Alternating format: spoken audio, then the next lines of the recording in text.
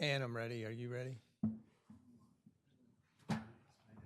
Good morning, everybody. It is Thursday, January 23rd, 2025. This is a special meeting of the Commissioners of City of Rehoboth Beach. We are live at City Hall Commissioners Room, second floor. I'd like to call this meeting to order at exactly 10:02 a.m. I want to start off with roll call for the Board of Commissioners. Commissioner Mark Saunders. Present. Commissioner Suzanne Good, absent. Commissioner Ed Chernowski, absent. Commissioner Patrick Gossett. Here. Commissioner Bunky Markert, absent.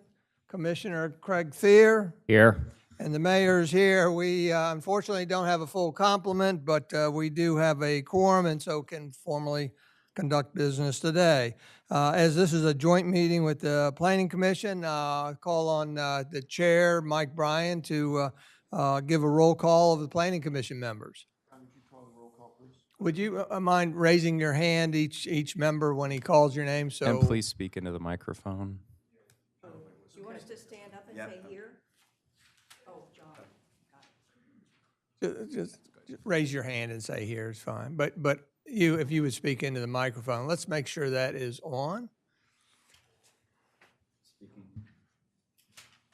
Testing. Everybody? There you Okay. go. There we go. Okay. Roll call for the Planning Commission. Commissioner Gay, Raise your hand. Commissioner Stockdale, Here. Commissioner Ellison, Here. Commissioner Davis, absent. Commissioner Stewart, Commissioner Strange, Here. Commissioner Hunter, Here. myself, Commissioner Dewey, and Commissioner Bryan. Here. Thank you. And so we also have a quorum of the Planning Commission attending today. That's excellent. Thank you very much. I wanted to identify some of our staff that is here today participating. City Secretary Ann Womack. Raise your hand over there. There you go. City Manager Taylor Tedder is here. Interim City Solicitor Max Walton is here.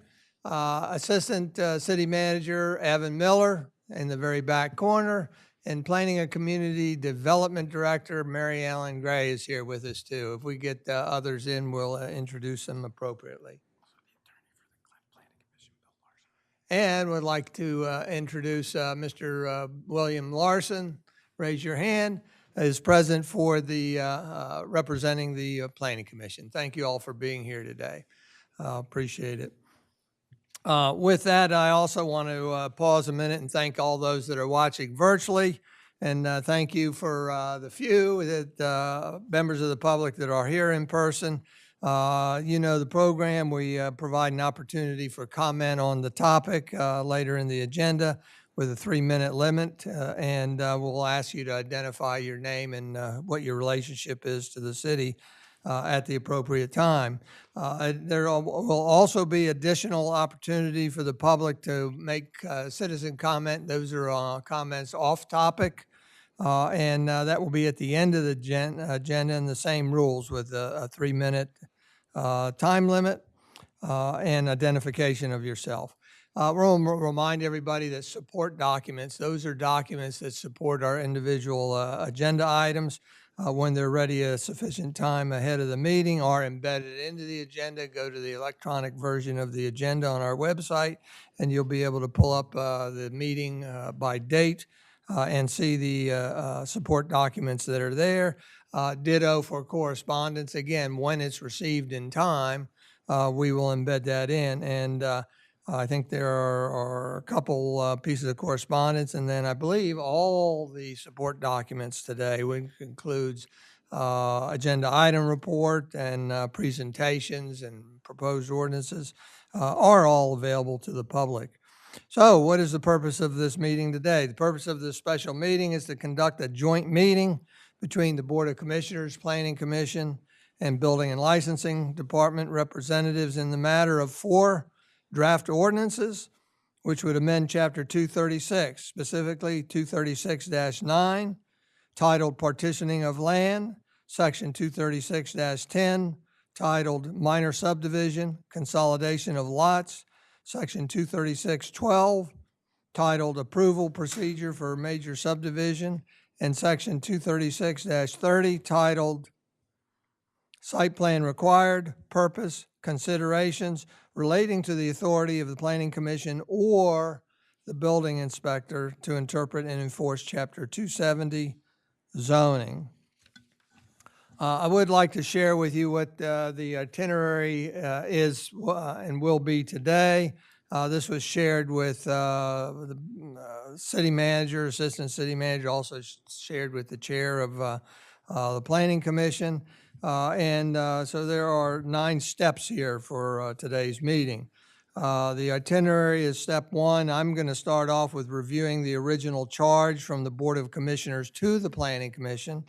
After that, step 2, we'll have an outline of the background issues that led to the introduction of the ordinances, which is a little redundant from what I'm going to do, but we'll start off with that, plus an outline of state law and the process employed in other jurisdictions, and a presentation of the 4 draft ordinances. This will all be done by Max Walton, attorney on behalf of the Board of Commissioners. He is allotted up to 1 hour for his presentation. Step 3 will be the presentation by William Larson, attorney and Planning Commission members on behalf of the Planning Commission on the ordinances. They have been allotted up to 1 hour similarly for the PC attorney and PC members to speak. Step 4 is presentation of Building and Licensing Department by City Manager Taylor Tedder, Assistant City Manager Evan Miller, and Planning Community Development Director Mary Ellen Gray. They've been allotted up to 30 minutes for their presentation. Step 5, questions and comments by the Board of Commissioners. There's no time limit set on that. Step 6, public will be when public comment comes. So it's rather late in the presentation, if you will. I'd recommend you making note of which presentation you might have a question on, and then what the slide number is and what your question is, so that when the appropriate time is, you can pose your questions. Step number 7 are final thoughts by the Planning Commission representatives, allotted 10 minutes for that. Final thoughts by Max Walton on the issues raised is 10 minutes. That's step number 8. And it wasn't in there, but I'm adding a step 9, and that's just an additional second opportunity for the commissioners to ask questions and receive answers from the Board of Commissioners. So this is at the max, 3.5 to 4 hours. Hopefully it's streamlined a little bit. I do want to say that there is no voting. There will be no vote at this meeting. That is for a future meeting, which will be properly noticed. And so that will form another opportunity for public input at that time. Taylor will be keeping the time. So I'm going to start on itinerary step 1, review original charge from the Board of Commissioners to the Planning Commission by Mayor Mills. I want to read you portions. I'm not going to read it verbatim, but portions of a letter sent from myself to Planning Chair Mike Bryan on August 17th, 2022. 2022. That's almost 2 years, 5 months, short of 2.5 years ago when all this started. Hello, Mike. I'm contacting you in your capacity as chair of the Planning Commission. As mentioned to you at our September 8th Board of Commissioners workshop, the commissioners tasked the Planning Commission with conducting a review of City Code Section 236-30 entitled Site Plan Required, Purpose, Considerations, to focus on Section 236-30A for clarity of intent and efficacy. I'd like to read that 236-30A section to you because, again, it'll be mentioned in Max's presentation and building and licensing presentation. So that task to them included them looking at, for clarity and efficacy of 236-30A, quote, no building permit shall be issued for any project or projects that individually or collectively involve, number 1, 4 or more dwelling units, Number 2, the development or redevelopment of a parcel of land or adjacent parcel of land in excess of 20,000 square feet. Number 3, a commercial project over 15,000 square feet of gross floor area or which requires substantial renovation or increase in intensity of use. Number 4, a development requiring a change in zoning. Or number 5, any other site plan referred to the Planning Commission by the building inspector until a site plan has been reviewed and finally approved for such project by the Planning Commission, end quote, of section 23630A. Back to the letter. Mike, as you know, a lot of attention was directed to this section of code when building and licensing determined that the Sandcastle Hotel project did not fit any of the 5 requirements. As Matt Janis, Chief Building Inspector, explained at a commissioners' meeting on Tuesday, June 28th, 2022, under item B of the agenda entitled Discuss Status of Construction Permits and Work Authorizations for the Construction of the Former Sandcastle Hotel, end quote. Mike, subsequent to that commissioner meeting, I met with Glenn Mandalis, Luke Mehta, and Lauren Good, and all were in agreement that 23630 needed cleaning up in light of differing interpretations by various parties of how to apply the code. While there's no need to rush, nevertheless, I would request timely action on this task, being mindful that any changes to code take time, especially as any amendments would be to the zoning code and require a public hearing. Thank you very much. Respectfully, Stan Mills. With that, that is the original charge from the Board of Commissioners, the composition of board that was here back in 2022 to the Planning Commission. With that, we'll move on to step number 2 of the itinerary, and that's a presentation by Max Walton on behalf of the commissioners.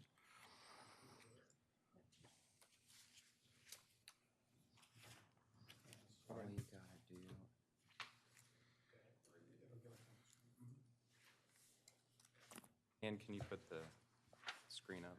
I just arrow it. Yeah, or you can use the space bar. Perfect. Hi, everyone. Glad to be here. Mayor's given me an hour. I will guarantee you I will not take an hour.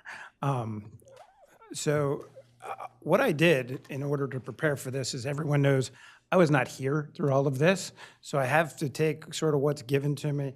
If there's an error, if I got a date wrong, I did the best I could looking at minutes and doing that kind of thing. So bear with me. So here's what I'm going to go through: the history, current state of the code, proposed ordinances, and some other jurisdictions and what they do.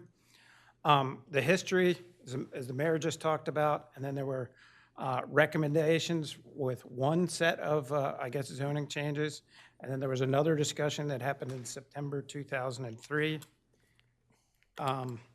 In January, there was a resolution that I saw that the Planning Commission basically made recommendations. And I think the key for sort of my work here was at the beginning of that resolution, line 338, there was a request by the Planning Commission for final authority to independently review and determine in the site plan context whether or not a plan complied with the city code. Everybody good? Did I make any mistakes thus far? So anyway, there was a presentation to the commissioners, to the Board of Commissioners, in May 2024 relating to those amendments. And then there's an introduction in September. And before I go too far, a point of discussion at that meeting in May 2024 was the authority of the Planning Commission to make independent reviews, and there was a discussion of whether or not they did have that or they didn't, or there was some discussion about that.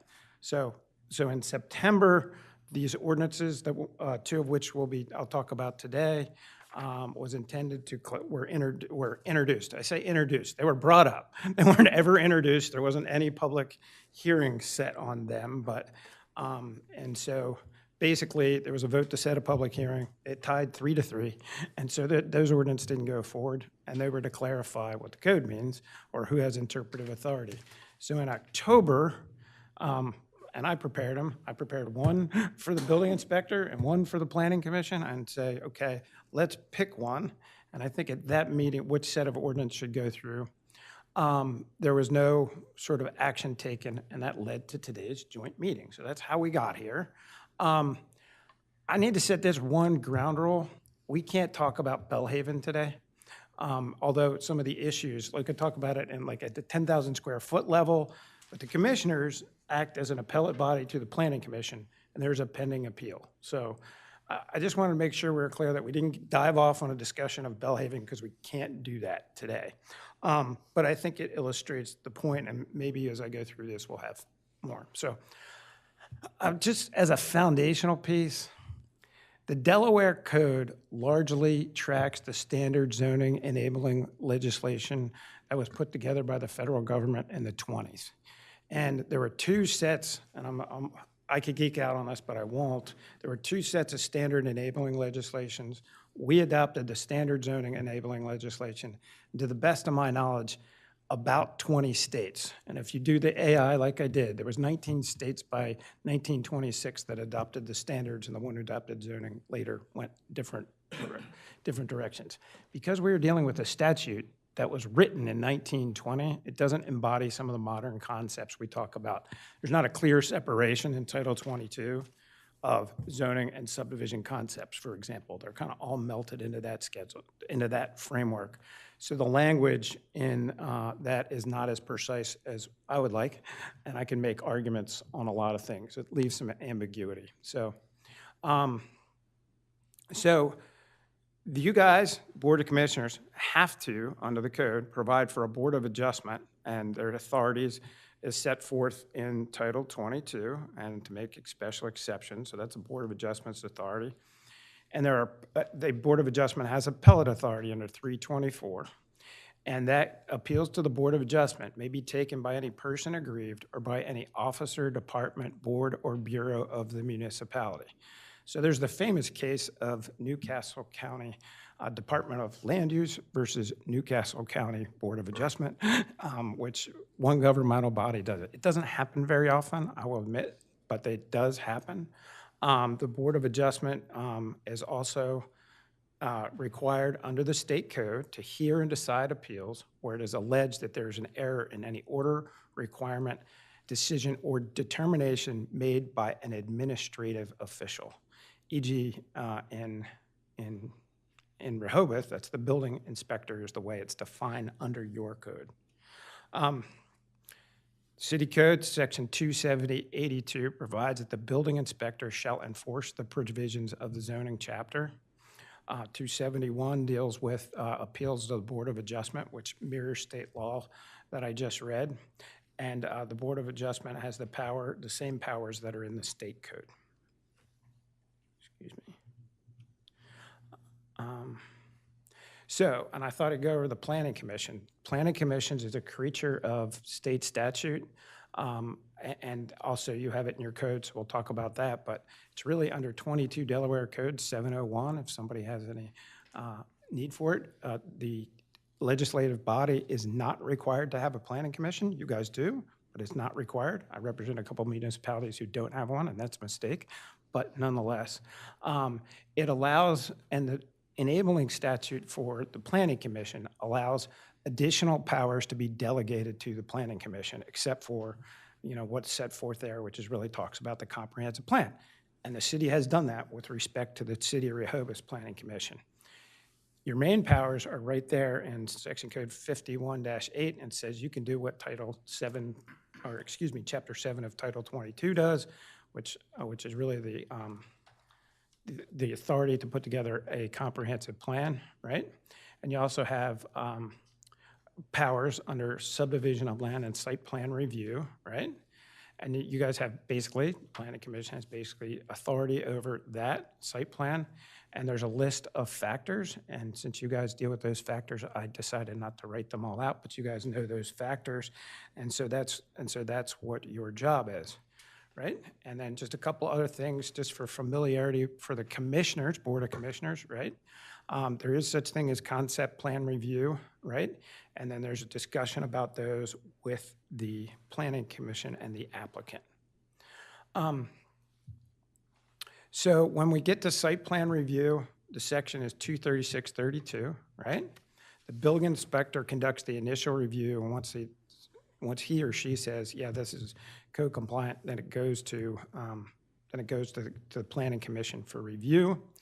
And 23633 permits the planning commission to approve amendments and revisions, et cetera, for site plans, and there's a requirement for public hearings for all procedure. And Mr. Larson and I have talked about my presentation and about what we said. I don't think there's any disagreement. This is a slide where we may have disagreement, so let's point that out.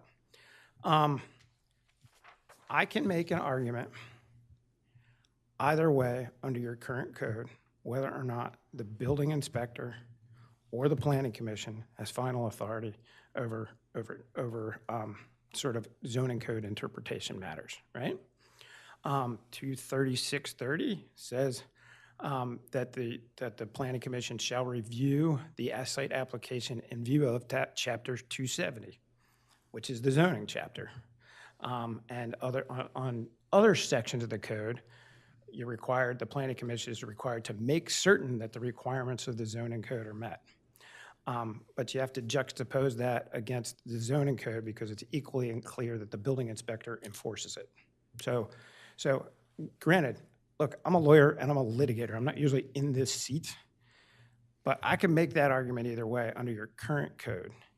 And it creates the problem that we have, and I said I'd say it generally, in Bellhaven, because we have an interpretation of the Planning Commission, an interpretation of the Board of Adjustment, and there will be, I'm not going to presuppose, but there is at least a dispute as to who has controlling authority.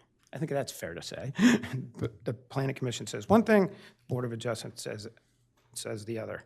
So to my clients, who are the commissioners in this instance, the reason that there's ordinances up there is to sort of make clear which one you want to go with, right? And I'll go through the ordinances, and that's what they're set up to.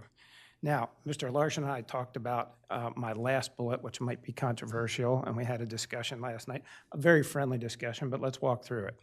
In virtually all Delaware jurisdictions, interpretive authority is vested with the administrative official, and the appeals go to the Board of Adjustment.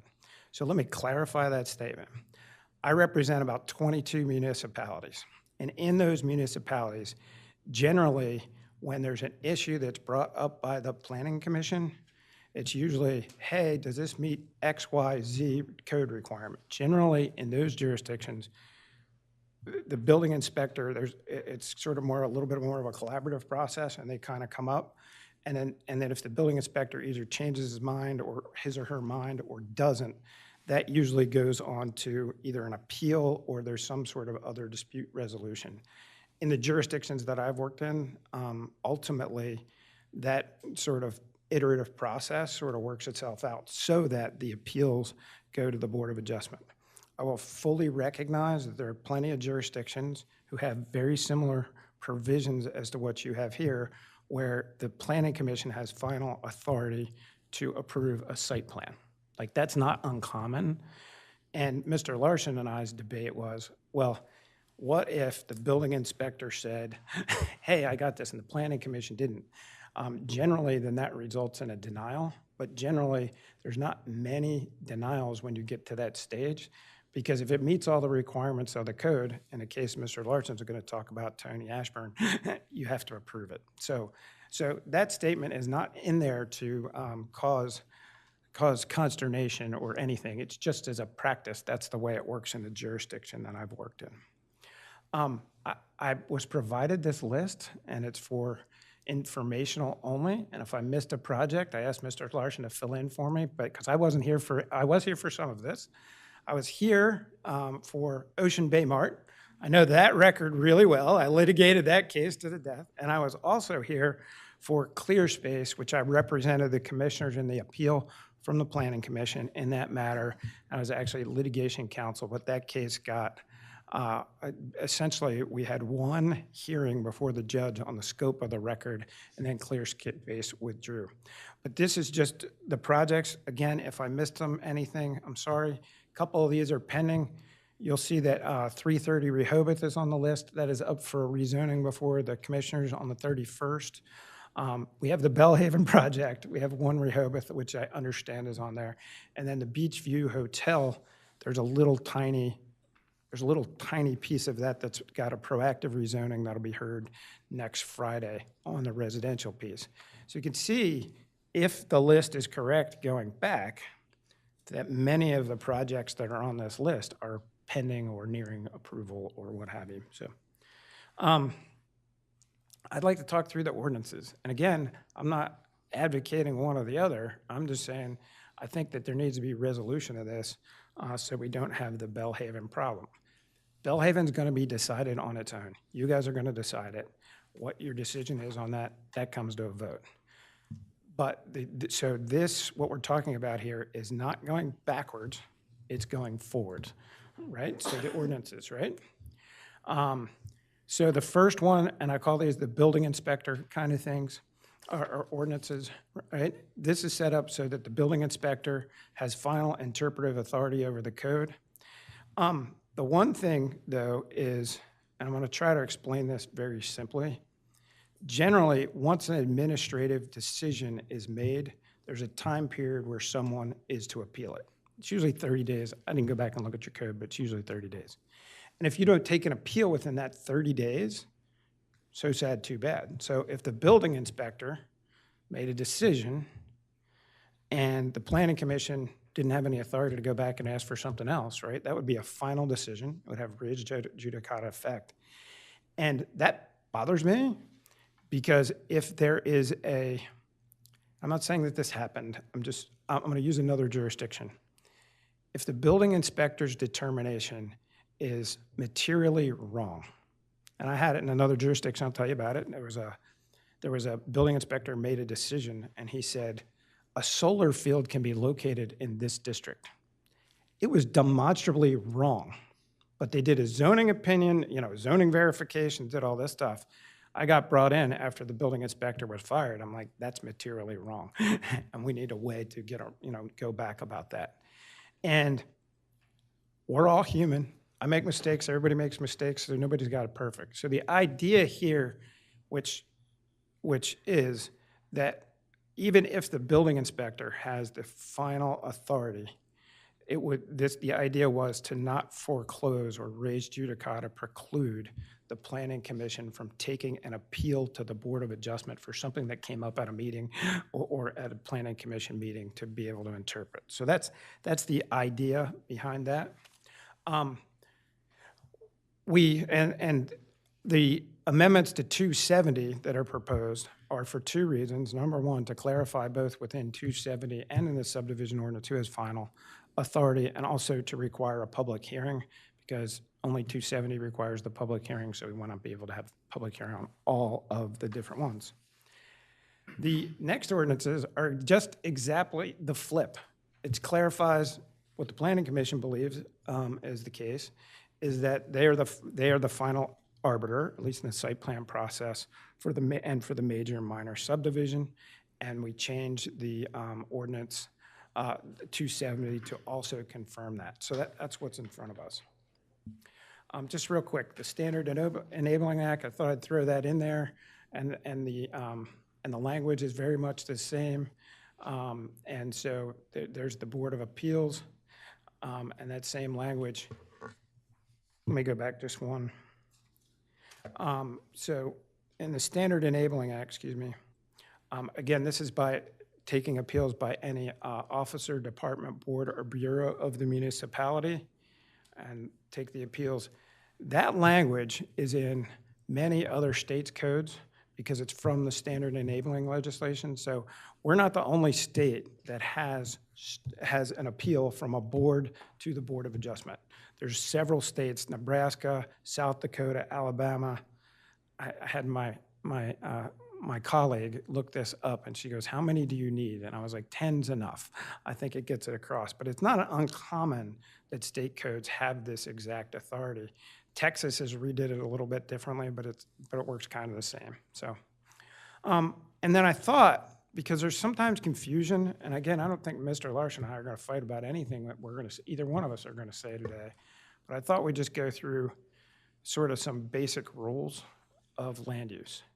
So if the building inspector got it wrong, and it's discovered, take my hypothetical that I just talked about in another jurisdiction where the building inspector said you can have a solar field in this particular district, and it was clearly wrong. It's yet the property owner's responsibility to know the zoning regulations and how they impact the property in question. That's the Lowe's Home Improvements. Even if the building inspector gets it wrong, we're still required to functionally right the wrong. So there's, and so at the end of the day, the terms vested rights and equitable estoppel, you've heard both of those terms. They're functionally the same thing, but there's a minor difference. One may have a vested right. They get to a point where they are far enough along in the process where they're done. So for example, if let's say we had a house and we got approval for the house and we built the house and it's already up, they can't say, no, you shouldn't have built that house after the house is up. You had a permit plus construction. But that's now, and we use the term vested rights there, but vested rights really, as a practical matter, only applies when there's an ordinance amendment. So if we go back to Ocean Bay Mart, what I litigated about was an ordinance amendment. We changed the code, we clarified the code, and they said we had a vested right against that. Generally, if you rely on the promise of a government official to say that they led you astray or they led you down a primrose path and then ripped the rug out from underneath you, that's usually done through equitable estoppel, right? It's reliance in good faith on some act or omission of the government. There's substantial change in position, and it would be highly inequitable or unjust to impair those rights. So the classic example is a case called Wilmington Materials, back from 1988. It's in Middletown. In that case, Mr. Corrado went in and he said, I want to build a concrete pipe plant. And they said, okay, they looked at the regulations. The solicitor wrote them an opinion that said you can have a concrete pipe plant in this district. They went all the way through the approval process. They get to the last step, which was approval by the commissioners, or in that case, the city council. And the city council said, we're going to table your application because they had a room full of people who didn't want a concrete pipe plant. And they said, and then they went ahead and changed their zoning ordinance. The court said, no, you can't do that. Ultimately, because you had reliance and expenditures on the opinion of the attorney for the town, you got far enough along in the process. It's equitable. And the Sabatino versus Newcastle County, it's about 2001. In that case, there was a note on a record plan that said a lot could not be subdivided. And it was missed by the Department of Land Use's staff.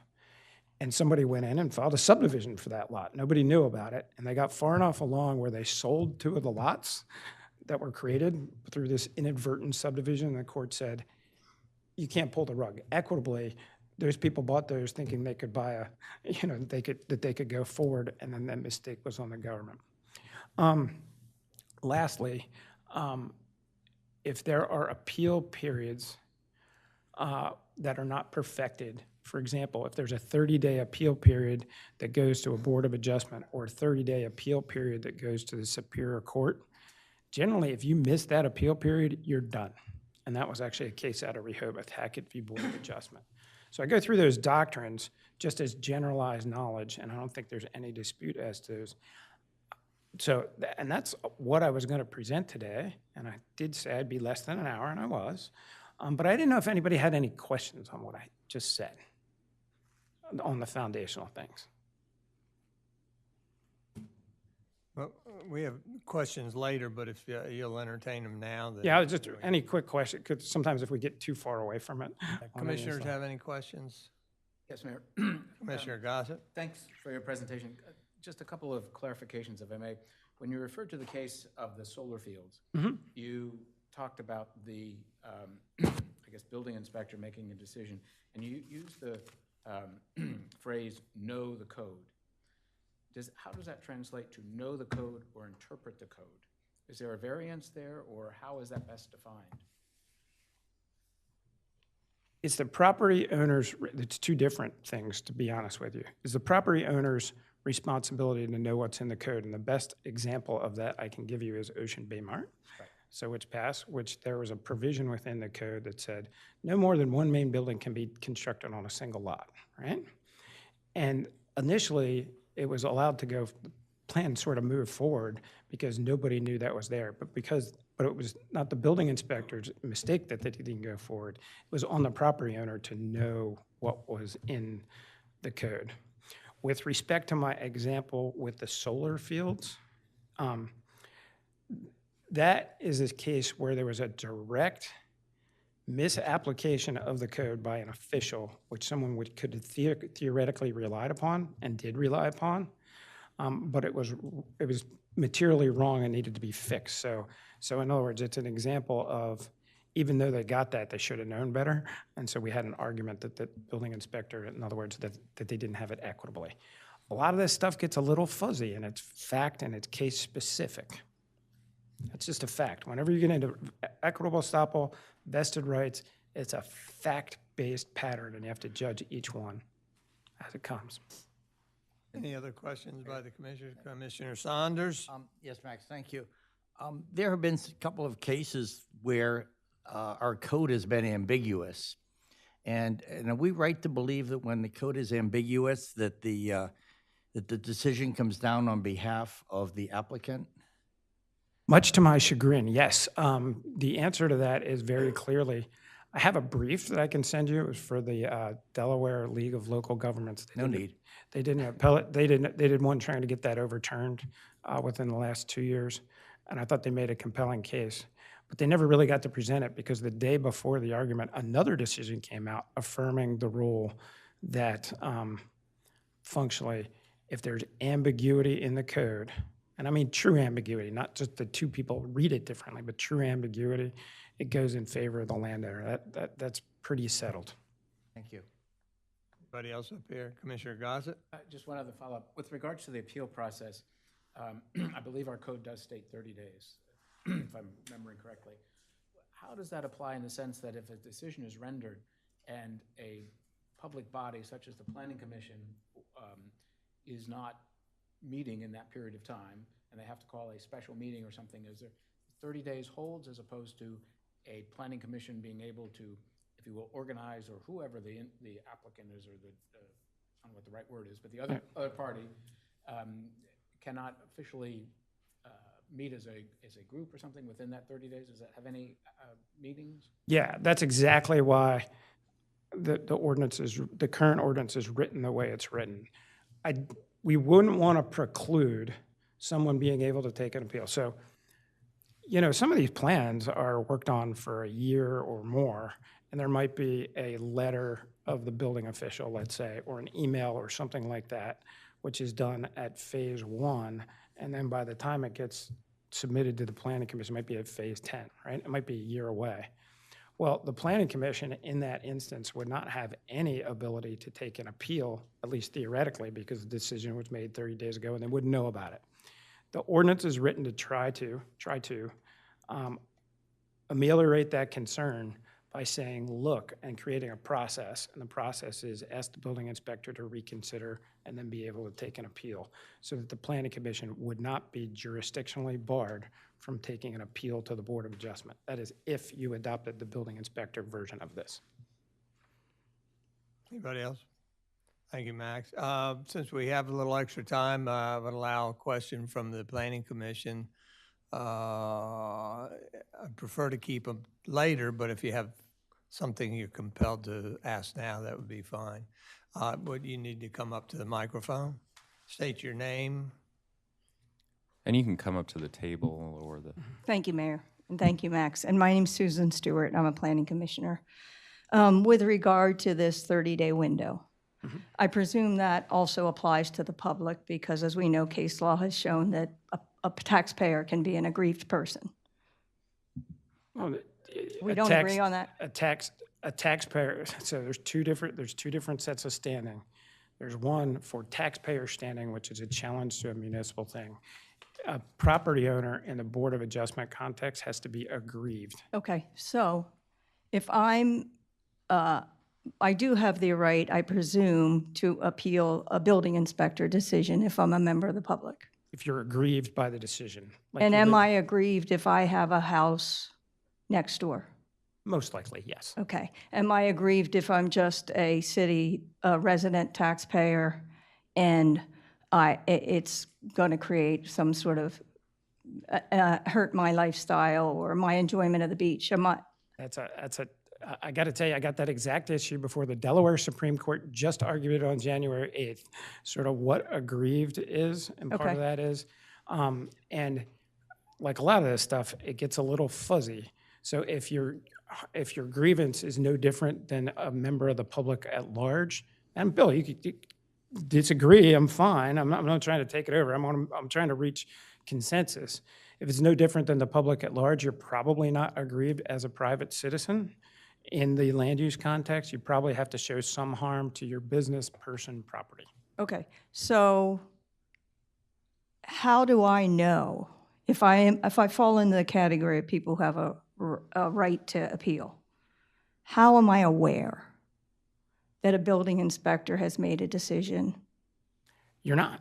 Okay, so we're shutting out, we're eliminating the ability for potentially aggrieved persons to weigh in on a building inspector decision, because if the applicant agrees with the building inspector, then the applicant's not going to appeal to the Board of Adjustment. I mean, you've had 24 slides about the Board of Adjustment, which has left me wondering kind of why we're talking about that. But I think this idea of the public being able to weigh in the very small subset of projects that are large and impactful to the community, then this is eliminating that option because, and it's not so much the days, it's how do I know? How am I aware that a decision has been made at all? So that's kind of more of a policy kind of thing. It's not for me to answer. Okay. Right? Because I'm just trying to say, this is the scope of the law as it stands, right? Okay. And so at the end of the day, and I'll just try to answer, I'm not trying to avoid the question, but different places do it differently. Like every time that there's like Newark puts every stinking building permit on their website, everything, so the public can be aware. There's policy things you can do. That's not what I'm here for. I just wanted to go through the Planning Commission code, the Board of Adjustment, and just try to make sure we're all rowing with the same oar about what the statutes all say. Okay, but it is a bit of a structural, just a challenge, because public input is important on these big projects. Absolutely. Yep. Thank you. State your name. Wait till you get in front of the microphone, Susan. Susan Gay. You had a slide that showed various parts of our code and where the building inspector and where the planning commission authority came in. And I don't want to use a word as strong as ambiguous, because I'm not sure you were saying it was ambiguous, but you just said there were different roles. And one of the things you pointed out was that the building inspector has the ability to enforce the code, and how somehow that was a little questionable about our authority on approving. To me, those are not the same things at all. The building inspector, absolutely a key role is to enforce the code, but in the case of site plan review, he would be enforcing what we approve. I don't think those things are, I think they're mutually exclusive. He enforces what we approve. He doesn't, it doesn't have to be enforcement of only things that he approves, correct? Well, here's where I am on this. I don't think it's as clear as anybody, what everybody's roles are. I think I could make the argument in both directions. And so that very well may be what the commissioners ultimately decide. I'm not here about it. Let me tell you, I could care less, right? I just want to be honest about that, right? I just want there to be clear rules on this, and I'm pretty confident. I'd like to say, and I'd stuck with Mr. Larson about this, but there is one thing I want to clarify legally, and this is under the state code. Yeah. I am very clear, though, that while I think that the Planning Commission could be given this authority, if there's a decision by the building inspector, like in an application, no more than one building on a single lot, and the building inspector says, no, you can't build this, and then there's an appeal to the Board of Adjustment, under Title 22, once the building inspector or once the Board of Adjustment says that in that context, you're bound by that decision. Except we weren't. The planning commission, in the case of Baymart, you guys- required subdivision anyway, but that's a Yeah, different yeah, story. but you guys used a different provision to get there. Use the state code. I know I defended it. Yes, I know, You didn't yes. use your code. We have a you used the different state code. provision too, it's called site plan review, but I just Right. wanted to make that distinction about yeah, enforcement right. versus approval. Right, but Commissioner, my thing is, if I can make the argument either way, we need to clarify it in the code. And you have stated that, and I do believe that we do have to clarify because you have stated that we need to clarify. Yes, thank you. Anybody else from planning, Nan?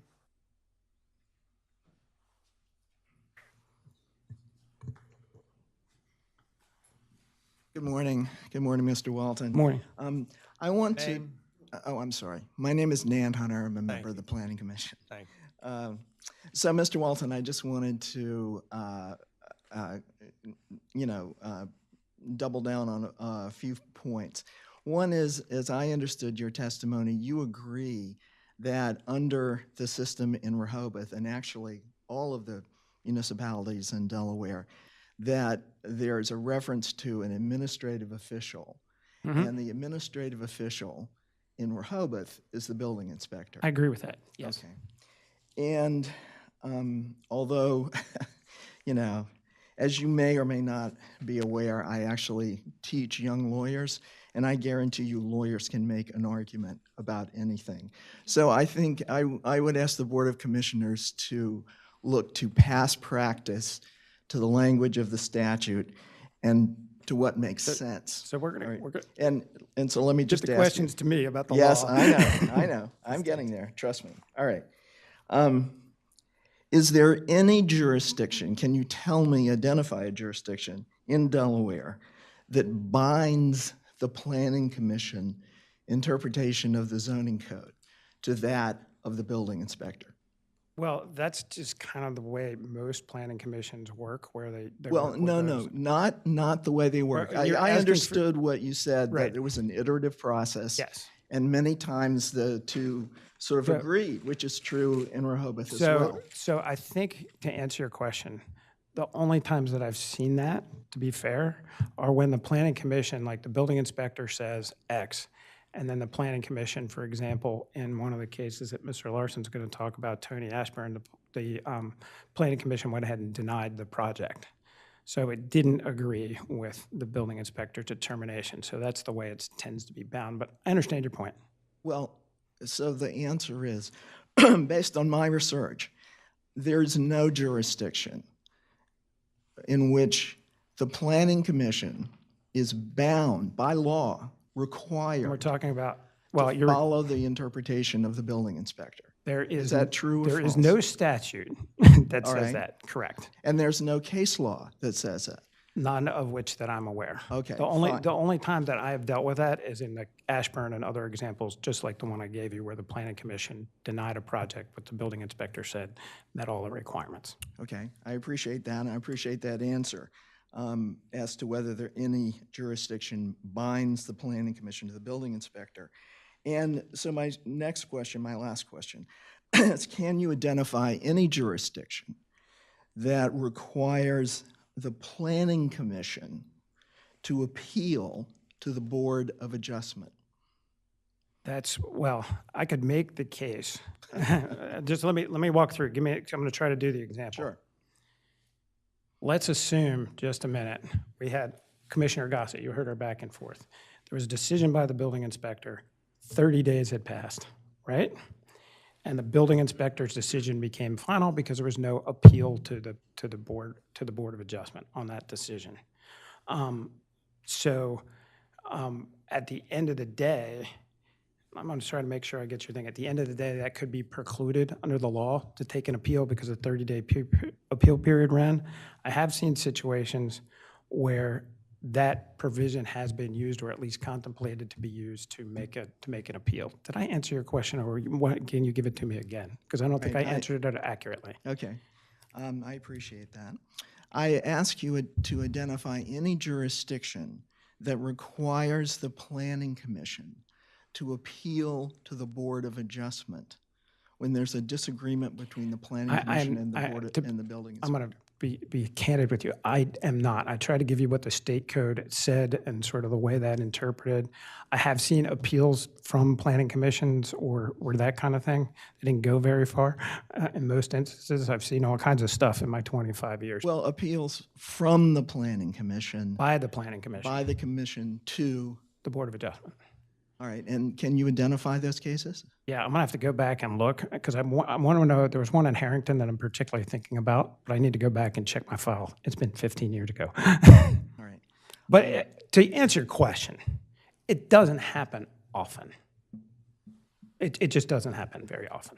And I'm just asking you if you can identify any law that requires that. I've given you the law, and if there was a requirement on that, on the appeal piece, and I could make this argument too, but I don't think it's right, that Title 22 is exclusive.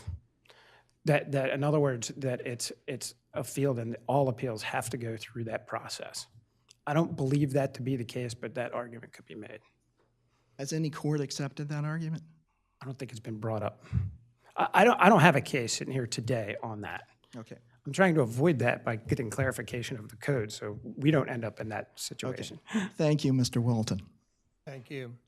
We'll go to step 2 of our itinerary, is presentation on behalf of the Planning Commission, William Larson, and then any other Planning Commission members that would like to speak, present. Thank you, Max. Thank you, Mr. Mayor, and thank you to the commissioners for giving me this opportunity. Let's see. It's under PowerPoint.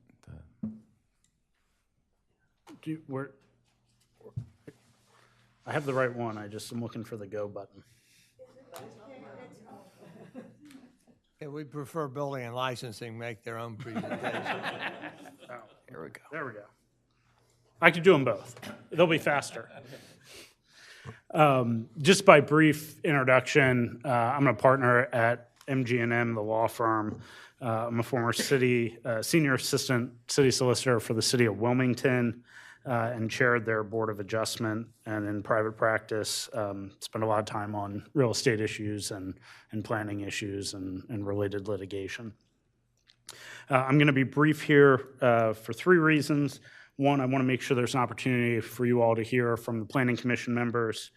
2, I don't want to overcomplicate this. I don't think it's all that complicated, and as Mr. Walton kind of brought together at the end, you all have a decision to make between 2 sets of statutes, and it's a policy decision. And 3rd, I don't want to kill your Nielsen ratings on your online viewing. I do want to cover a couple things, and as Mr. Walton said, and we agree on virtually everything. There's one little point, and he brought it up, and I think we have slightly different views on that point, but frankly, they're pretty darn close.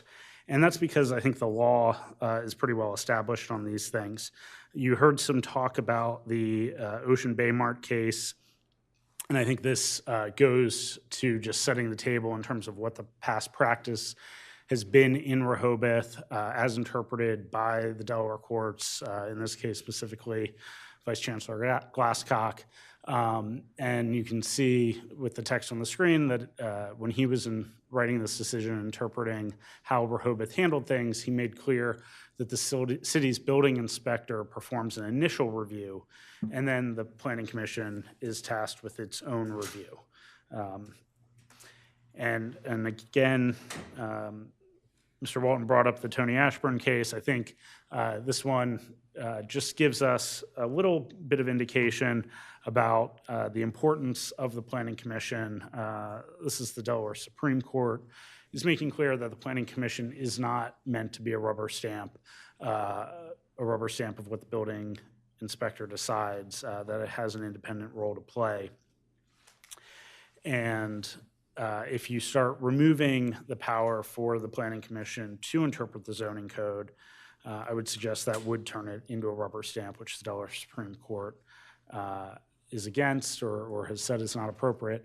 And frankly, it would also do the same to this body because, as you all know, the town commissioners hear appeals from the Planning Commission. So if a building inspector decision is final and the Planning Commission does not have the opportunity to interpret it, you all would not have the opportunity to interpret it on appeal. So frankly, you'd be gutting your own responsibility, your own power by making that decision. And the power to interpret the code that you all establish. And then I wanted to point out one other case. There's the J&K LLC cases. There were a couple of different opinions on these cases. But I think, again, it helps explain a little bit what the point of the planning commissions is and their role under Delaware law. And here it lays out that planning commissions interpret and make determinations based on subdivision regulations, zoning regulations, and any other pertinent regulations. So I don't know how a planning commission can make determinations about zoning regulations without interpreting them. And the J&C case laid out that when a body or an applicant comes before a planning commission, that has 4 options. And so you can see here, one is the commission finds all the regulations are complied with and the plan's approved. 2, it finds the same but puts conditions on it, on the approval. 3, it can find that regulation is not complied with and deny it. And 4, it can essentially send it back to the planning department or the building inspector. So again, I think if the Delaware courts are explaining that planning commissions are able to make these determinations, my concern is if the building inspector is the one who has final authority, then these responsibilities the Delaware courts have provided are that of the planning commissions would be gutted. And I did want to just to help you all address a couple of different locations, localities that are nearby. I don't think Lewis is actually your North Star, but it's the best thing I had to come up with north, and they're right above you. There, the staff, city staff makes preliminary evaluations, and the commission considers those applications for preliminary review and is making a determination with respect to whether the zoning code is applied. So I think Lewis, certainly the law there is showing the role of a planning commission. Mr. Larson, Mr. Johnson? just for clarification on that for Lewis, when you say staff report, is that building inspector or is that building and licensing or? I think it's a little bit more merged together, but I got it. building. I represent Lewis in that, yes, it's the planning department, and they do have the building inspector review it, but it's a staff report, but it's Janelle. And then in the Well, at least I was right. Yep. okay. And the second point there says commission, that's the planning commission referred to? Correct. Okay, great. So that staff report is based on multiple input from staff members, not an individual. Is that accurate? Accurate. Thank you. And this is something that is a little bit different. There, the planning commission makes recommendations to the mayor and the city council, which makes the ultimate decision. You all have a slightly different approach where the planning commission makes the decision and it's appealable to you all. Frankly, I think your approach makes a lot more sense. It's a lot more efficient. It saves a step, and it saves unnecessary things from coming to the legislative body. But there's still the opportunity, when a need arises.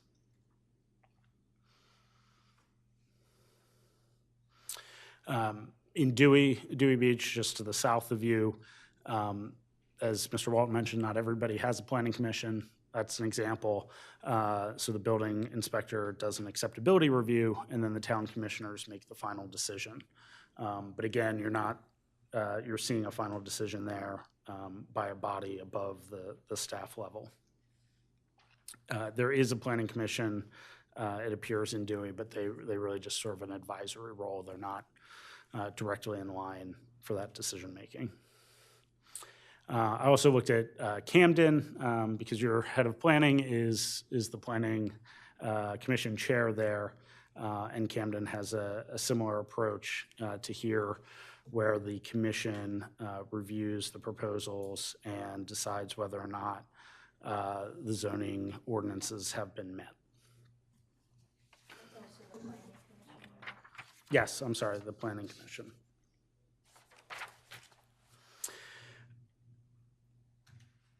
So that's all I have in terms of what the past cases and some of the other locations. I'll offer just a couple of additional thoughts. As Mr. Walton laid out, you're looking at a couple of different sets of ordinances, which would create a couple of different paths. Certainly, I think this is mostly a policy decision, and obviously it's a decision for you all to make. I think, one concern is efficiency and a smooth process. And I would suggest, as somebody who's certainly represented developers and served on boards working with the developers, if you have the current process is relatively streamlined. It may not always feel like that. I don't think development ever feels that way. But it going to the planning, coming out of the building inspector, going to the planning commission, again, having the opportunity for a final decision there rather than having an additional step works well. I do appreciate and understand Mr. Walton's the mechanism he built in, which I think makes sense.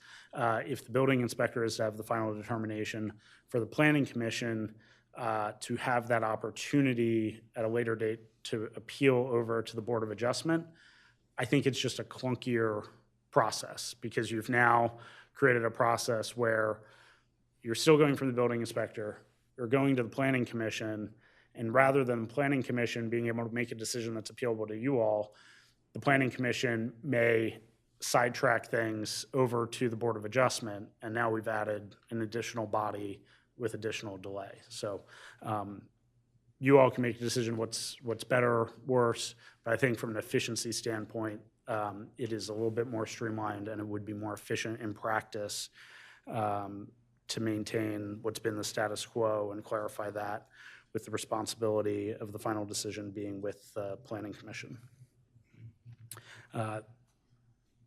That is all that I have. I know several Planning Commission members want to address some other points, probably more on the policy front.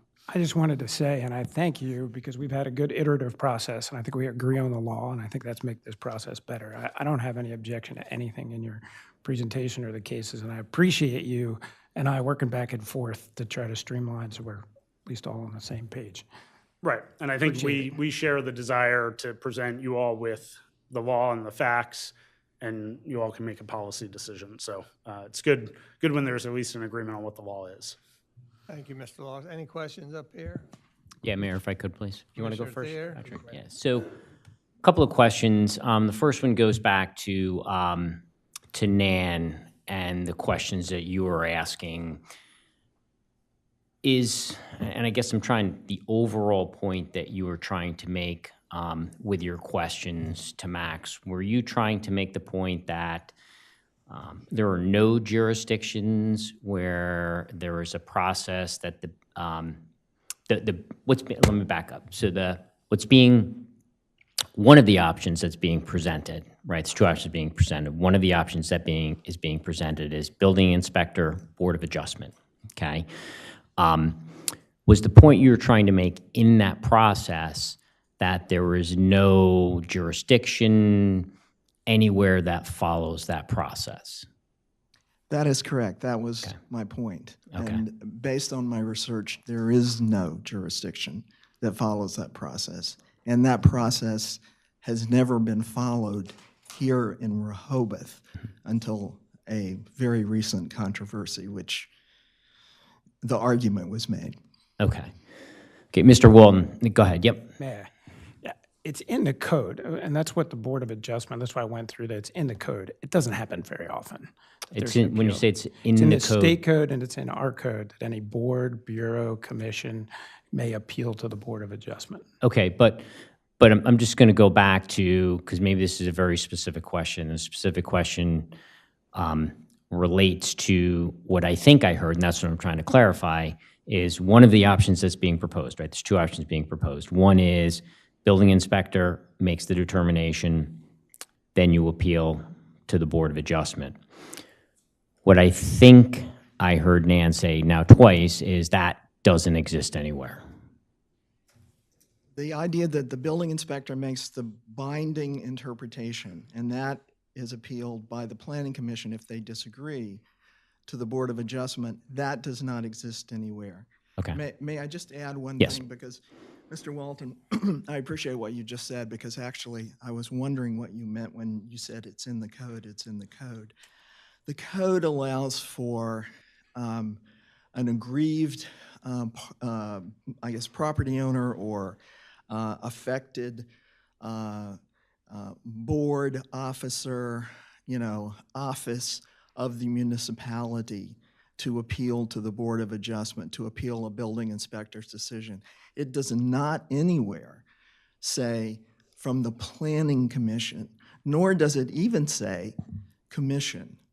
And I would suggest that the absence of the word commission, the fact that the commission is independent of city employees, that if you read that sentence so that it makes sense, it's obvious why the Planning Commission is not included. The Planning Commission and the Board of Adjustment, those things were all created at the same time, and they were part of, well-known to the drafters. So we'll respectfully disagree on a couple of statements, and let's try to walk through those. Number one, as I read, I don't have it in front of me, but as I read the statute that we're talking about, the aggrieved, there's a comma, aggrieved person or any board, bureau, whatever. So the aggrieved part, I've always read not to apply to a board, bureau, or commission. So the commission wouldn't need to be aggrieved, or excuse me, it's not a commission, board, you're making that argument. I said at the very beginning of my talk that the statutes are very antiquated because they were from the 1920s, board, bureau, et cetera.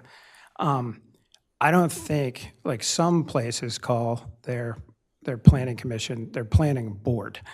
And so I don't see how that the planning board or commission, what title you give to it, impacts whether or not you can appeal under that. I understand the argument, but I am very confident, at least in my view, that you would not have a court say that the planning commission could not take that appeal under that statute. Okay, well, we will respectfully disagree. I was not trying to mix up the aggrieved or is affected by. So Okay, let's let's put that off. aside. It's a question where of when these statutes were going back to Herbert Hoover. A long time ago, they're old. The planning commissions were invented, if you will, at the same time as the Board of Adjustments were invented. And I think if you look at I actually looked at some of the legislative history. I think it's quite clear that the Board of Adjustments were there to consider and grant or deny variances and to rule in specific cases and not to interpret what amounts to the statutory language. So I have not gone back and looked at this, so please bear with me if I'm incorrect. But my recollection is that out of the two standard enabling acts, the first one was the standard and the second one dealt with planning. And so the planning one has a planning commission component. Delaware's planning commission statute didn't come until much later. So I think it deals with which one you picked back in the 20s.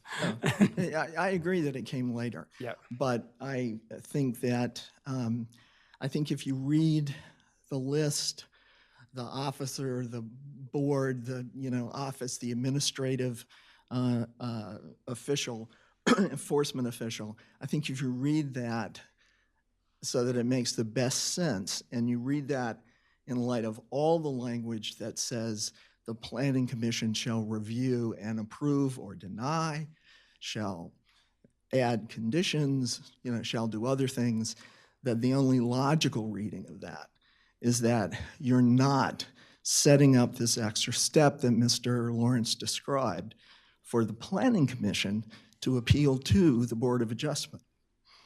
And, That's my and view. at the very beginning, I said, we can make arguments, and we could all make those arguments strongly. I could make the opposite argument strongly, but I appreciate your point. And I appreciate your work, Mr. Walton. And if I can maybe weigh in, I think we can maybe decouple these two issues a little bit. I think the state code provision Mr. Walton's talking about certainly makes, gives the commission the standing to appeal to the Board of Adjustment. But I think what Ms. Hunter's talking about, Commissioner Hunter is talking about, is maybe a little bit more focused on the mechanisms in city codes and not seeing this type of proposed mechanism in city codes. And based on a lot of what was in my presentation and the court's interpreting of Delaware localities and their codes, the Delaware codes make clear that the planning commissions plays a role in interpreting the zoning commission or the zoning ordinances. So I started to nerd out, Commissioner Thier, so bear with me. Did we answer your question appropriately? Or have the debate appropriately to answer what you needed? Yes, yeah. I got a couple follow-up questions. So I think what I'm hearing, and again, we have these two options. The one option that I'm still referring to is building inspector to Board of Adjustment. So it appears, and I just want to confirm that under that option, we're basically, not just removing the planning commission, but we're also removing the mayor and commissioners from that process, right? No more appeals to mayor and commissioners. There would be no more appeals on those sort of issues. There would be on functionally code interpretive issues for the most part. I could see where one could come up, but for the most part, I think that's correct. Appeals would certainly still could come with conditions that were placed on by the planning commission or a denial of a plan. Okay, so I'm not following you, because if the building of, you mentioned, conditions by the planning commission, but what I am understanding is in the option that's BI to Board of Adjustment, planning commission essentially doesn't exist, right? No. So hold on, let me just finish up. Let me finish my statement, right? So, obviously it still exists, but I think in the case of this process, the planning commission doesn't exist. Let me just finish my thought. So if they don't exist, at what point do they have, or they do exist, at what point do they have any authority to put conditions on something because they're out of the process? Am I misunderstanding that? Yes, I think so. So, but kind of yes, kind of no. I'm going to try to explain it. I don't think Bill and I are going to fight about this next statement. So we're all going on the same page. There are code interpretations, and I'm going to go back to Ocean Bay Mart, right? Where there was no more than one main building could be on a single lot, right? And that code interpretation ultimately got appealed to the Board of Adjustment, and they made the final decision. And in the process on the building inspector ordinance, that would work functionally the same way. If the planning commission disagreed with that interpretation, let's say it just went to the planning commission first, they could take an appeal. So they're still doing a review of what the board of the building inspector and the planning department's review of the plan, number one. Number two, under Tony Ashburn, case my friend talked about, the planning commission has the ability to add conditions onto site plans and other developments, so long as they're within their constitutional rights to do so. So for example, especially with respect to design features, sometimes with respect to entrances, sometimes with respect to various pieces, and under the code, and I didn't list out all the factors, but there's there's a whole laundry list of factors that the planning commission is required to go through. I think it might be in the building departments. There's 20 some odd sort of things that they review. So they would do their review under that. Assuming that, let's say there was a condition that was placed on it. Let's say you had to take your cupola off. We take that condition, or we have to dedicate 10 feet of land for something, or some condition that was placed on there. There would still be appeal of the planning commission's decision to the commissioners, number one. Number two, planning commission could still deny a project, for example. So let's say that there was a blood feud between the building inspector and the planning commission, and they denied a particular project. They decided not to take an appeal, but they denied it, then that appeal would go. So it wouldn't eliminate the planning commission, and it wouldn't eliminate all appeals to the Board of Commissioners, but it would make there be less of them because the code interpretive piece would be taken care of by the Board of Adjustment. And Bill, if you disagree. I agree, but let me try to make it really simple because I'm better at simple. So if we're picking a piece of the zoning code that, let's say, reasonable minds can differ on, okay, and the building inspector makes a decision. If the building inspector's decision is final, if we're under that set of proposed legislation, then that building inspector's decision is only appealable to the Board of Adjustment and then eventually to the courts, okay? The Planning Commission and this body are cut out of that process. Agreed. If it's the Planning Commission version, then the building inspector's preliminary decision goes to the Planning Commission for a final decision and interpretation of the zoning code, and then that would be appealable to this body. So it's that interpretation of that reasonable minds can differ on a zoning code piece. It's the route it goes. Would it come before this body or not? I agree. So if I'm understanding correctly, there's certain conditions where it would still go from the building inspector to the planning commission for approval. Yes. So under that scenario, we have two processes, right? We have two processes. In some instances, building inspector to Board of Adjustment, some instances, building inspector to planning commission, potentially the mayor commissioners, potentially the Board of Adjustment, depending on what the applicant wants to do. So, yeah, and that's what we have now. Two processes. Yeah. So it's the same. Yeah. Just give me some examples, and maybe you did, and I just, wasn't, so there, I think you said there's 14 something. So give me an example where, and maybe it's not an example here, maybe it's another example from another jurisdiction where, and maybe it doesn't apply because the process doesn't work that way. But again, I'm just looking for a couple examples where building inspector makes a decision and then the planning commission still reviews it. Can I help you? If Yeah, or go I have an ahead. example? I was going to go back to Ocean Baymark because that's the one I know the best. I was but- just thinking one. So, actually, you know what? Go ahead. I was going to go to Ocean Baymark because that's what I know the best from Rehoboth, and so I'll go there. In that case, I think this illustrates the point. The building inspector initially did a code review, and the building inspector said, eventually got to the thing, no more than one main building can be located on a single lot. That was appealed to the Board of Adjustment. And that, once the Board of Adjustment made its decision, that was final. That was binding on everybody. It was binding on the commissioners, binding on everybody. But let's assume just for a minute that that had come up at the Planning Commission review, no more than one main building on a single lot, right? And I could see a scenario, a couple of scenarios. One where the building inspector took the Planning Commission's determination, reconsidered it, and said, no, it's not applicable, then the appeal would go to the Board of Adjustment. I could see a scenario where the building inspector would say, nope, I got it right, that provision doesn't apply. And then the Planning Commission turned down the plan or did whatever, and then the appeal would go to the Board of Commissioners. So there's a couple of different paths can go. That's what makes this kind of tricky, to tell you the truth. So did that sufficiently? I'm trying. Yeah, no, I think you've answered. I believe you've answered my questions. I'm sure I'll have more. Okay. So my last question, and maybe it's to either one of you could answer this question. So, Mr. Walton, your presentation, you mentioned vested rights and estoppel, if I'm pronouncing those correctly. You are. We had a situation here not long ago, and it's since come to its conclusion, which is Baja Bob's. Is that vested rights or estoppel? I don't know anything about Baja Bob's. I've been here less than you. Maybe one of the planning commissioners could answer that question? Or maybe it's a good segue, because I know some of the planning commissioners had. We didn't have that case. That was went straight to the Board of Adjustment. Don't know.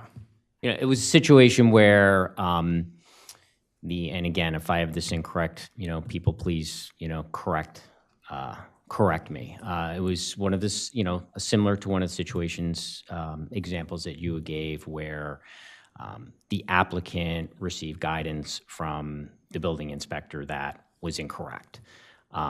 Before it was determined it was incorrect, the applicant had spent a lot of money in terms of renovations of the space.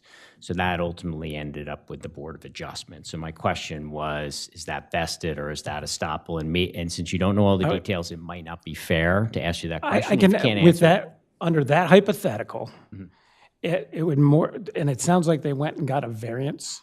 That's why they ended up at the Board of Adjustment. Yes, they did So ultimately. they got go a to court. variance. That's one avenue for relief. Yep. If they would have gone to court, I would say most likely that's an equitable estoppel because you relied to your detriment on a promise of a public official thinking they were right. Okay.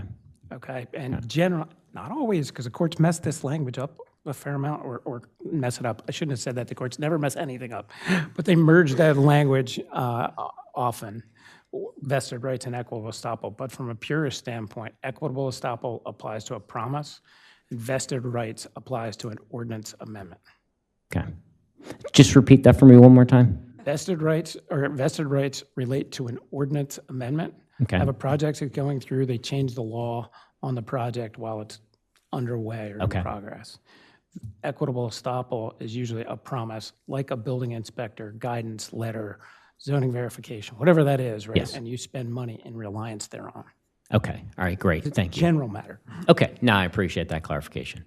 Okay. I think I'm done for now. Think of vested rights as like grandfathering in sort of layman's terms. Okay. So I understand we do have more presentations.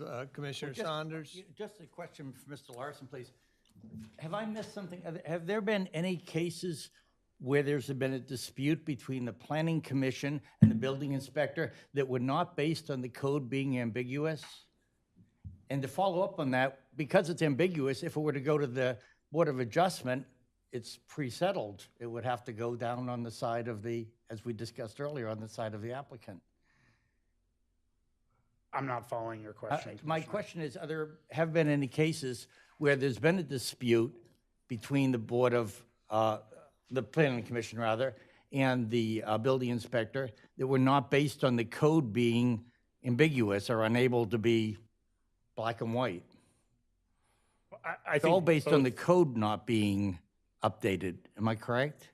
I don't think so. I mean, I think the case Mr. Walton's talking about was essentially a code inspector getting something wrong, misinterpreting the code. I think there's a separate bucket of cases where sort of my reasonable minds can differ point. Sometimes codes can be interpreted differently. So it's both. There can be just wrong determinations, and then there can be determination or code provisions that could be determined one or another way. And the question is who's making that But final my fear is, though, determination. that when those cases would be appealed to the Board of Adjustment, the Board of Adjustment's hands would be tied because obviously they're ambiguous, so they wouldn't have gotten there. Please. So I wish I'd have brought this with me and I can get it. And Bill will correct me if I'm wrong. A code isn't rendered ambiguous merely because two people read it differently. It has to have indeed two separate meanings. So sometimes you have somebody who says, I argue this, and then you make a determination that says, no, by the plain language, it doesn't mean what you say it does. But if there's two competing sort of ones where it is truly ambiguous, so the first step is we interpret it by the plain language. And sometimes there's a plain language difference. So that wouldn't automatically be a rubber stamp of the Board of Adjustment or the Planning Board or the reviewing body. They might say, no, the plain language means this. But if they say it's hopelessly ambiguous, that's the time that it then goes. So it's not always. Sometimes we just have a dispute about the plain language. Thank you. Fair? Agreed. Yep. Do we want to let the... Yeah. I don't know whether it's better to finish your presentations before more questions or... Mike? Want more questions? Can I ask Bill a question? Bill, I just... State your name. Yes. State your name for the Earl recording. Stockdale. I am a planning commission member. Bill, I have a question for you. I think when you were talking about the proposed changes in law, you said you saw some merit in a statute that provided for appeals from the Planning Commission to the Board of Adjustment if the one statute was adopted. But I think you described that as a clunkier procedure. And I'd like to plumb the word Clunky. clunkier. Yeah, if you will. it adds an extra layer, essentially. So it would be an extra layer and an extra step.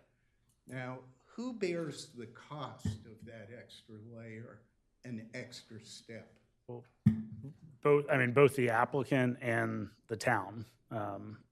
By the applicant obviously is preparing for an extra hearing, an application and going through that process.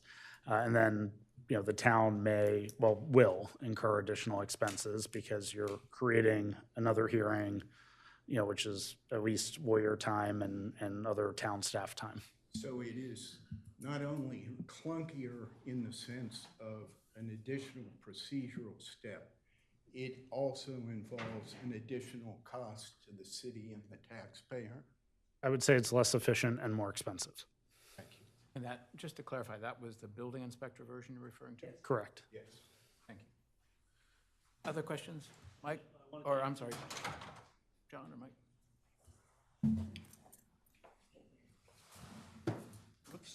Are you all right? Mike Strange, Planning Commission. I wanted to answer Mr. Saunders' question.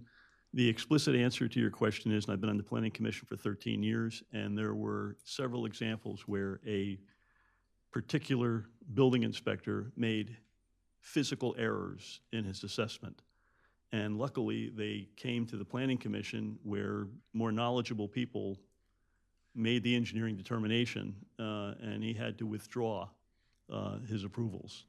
I'm referring to previous inspectors that were both male and female. And had the code not been structured the way it is, as it currently exists, those projects would have gone forward and been disastrous for the city.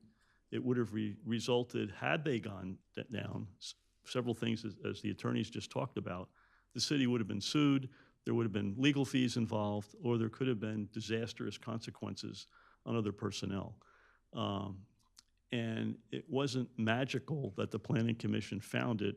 It's that the nature of the Planning Commission, because the diversity of knowledge that is on a Planning Commission, picks up some of these things. In this particular ones that I'm referring to, there was another commissioner at that point in time who was also an engineer, as I am, and we picked it up immediately. It was totally missed at all levels prior to that.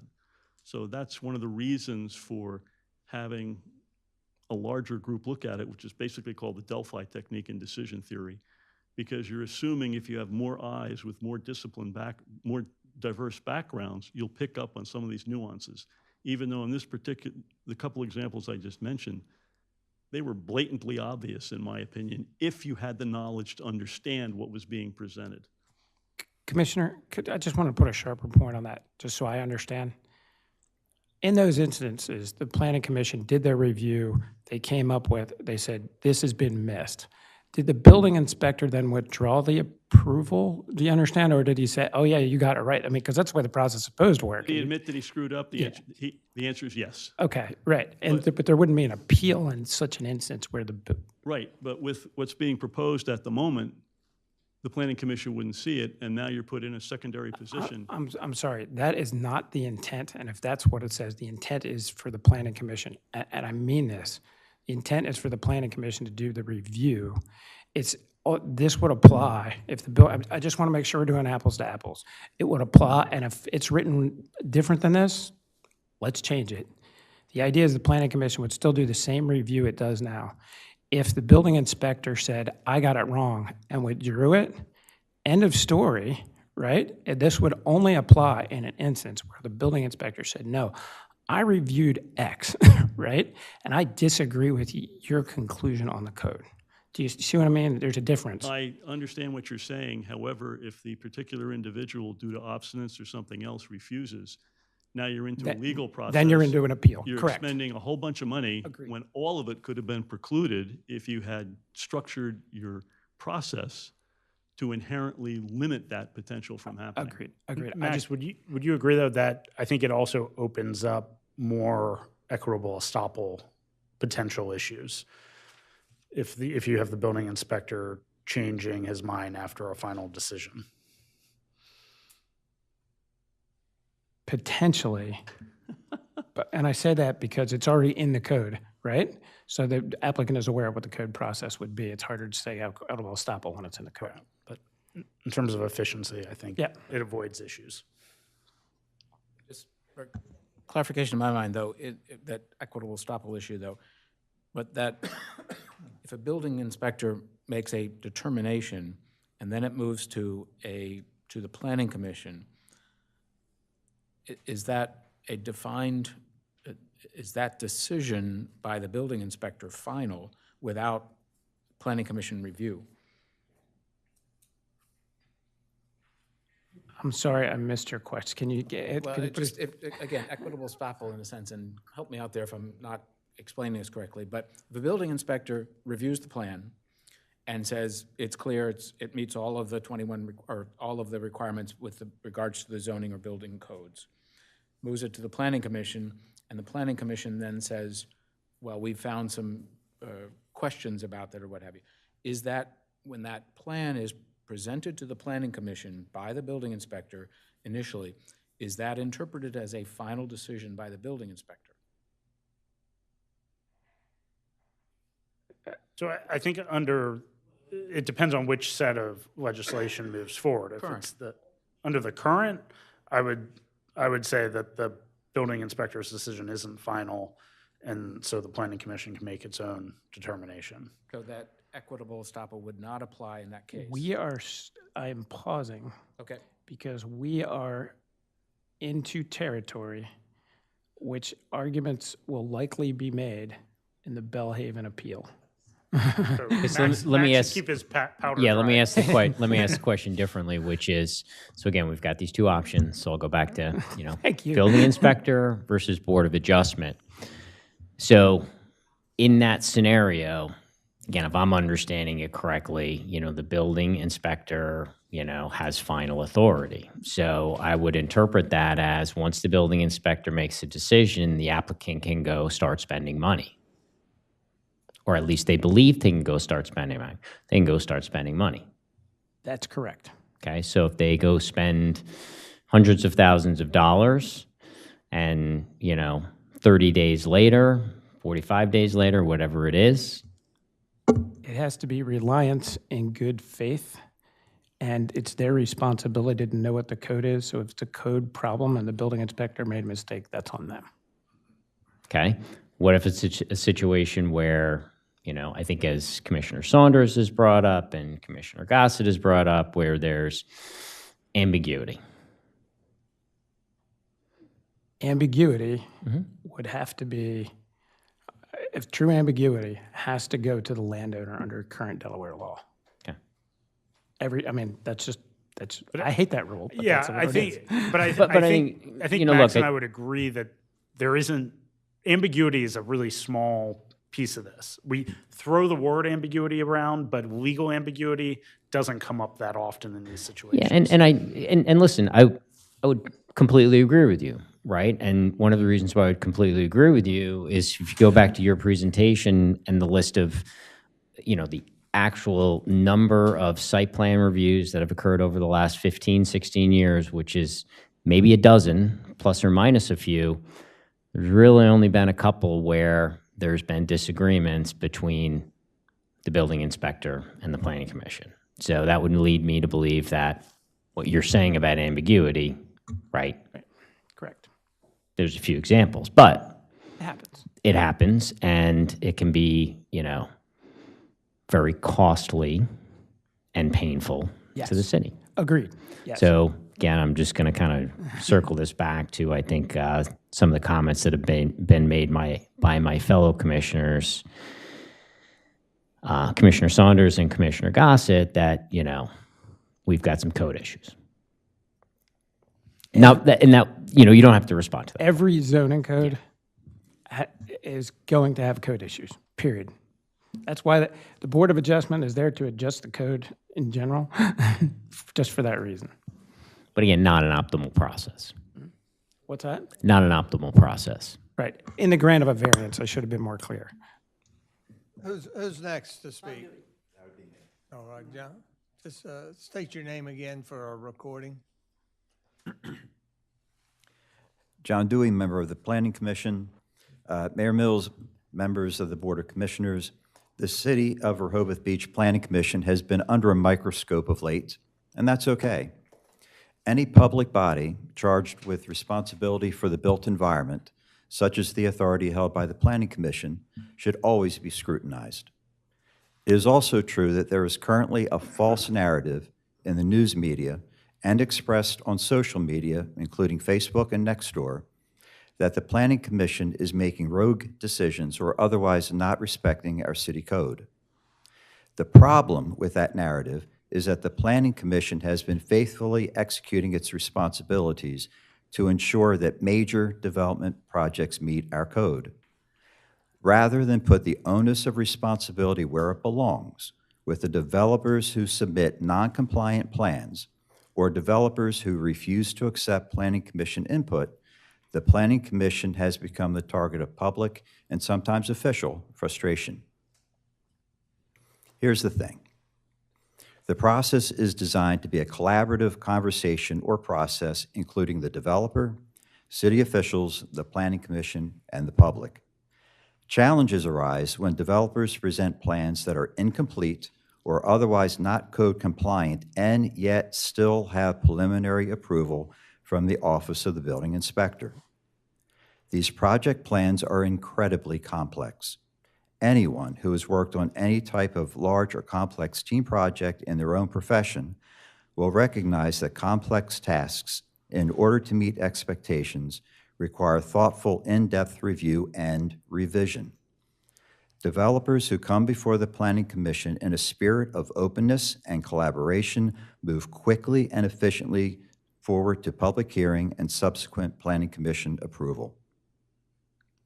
There is much mistrust in our society directed towards all levels of government, including elected officials, governmental employees, and members of boards and commissions.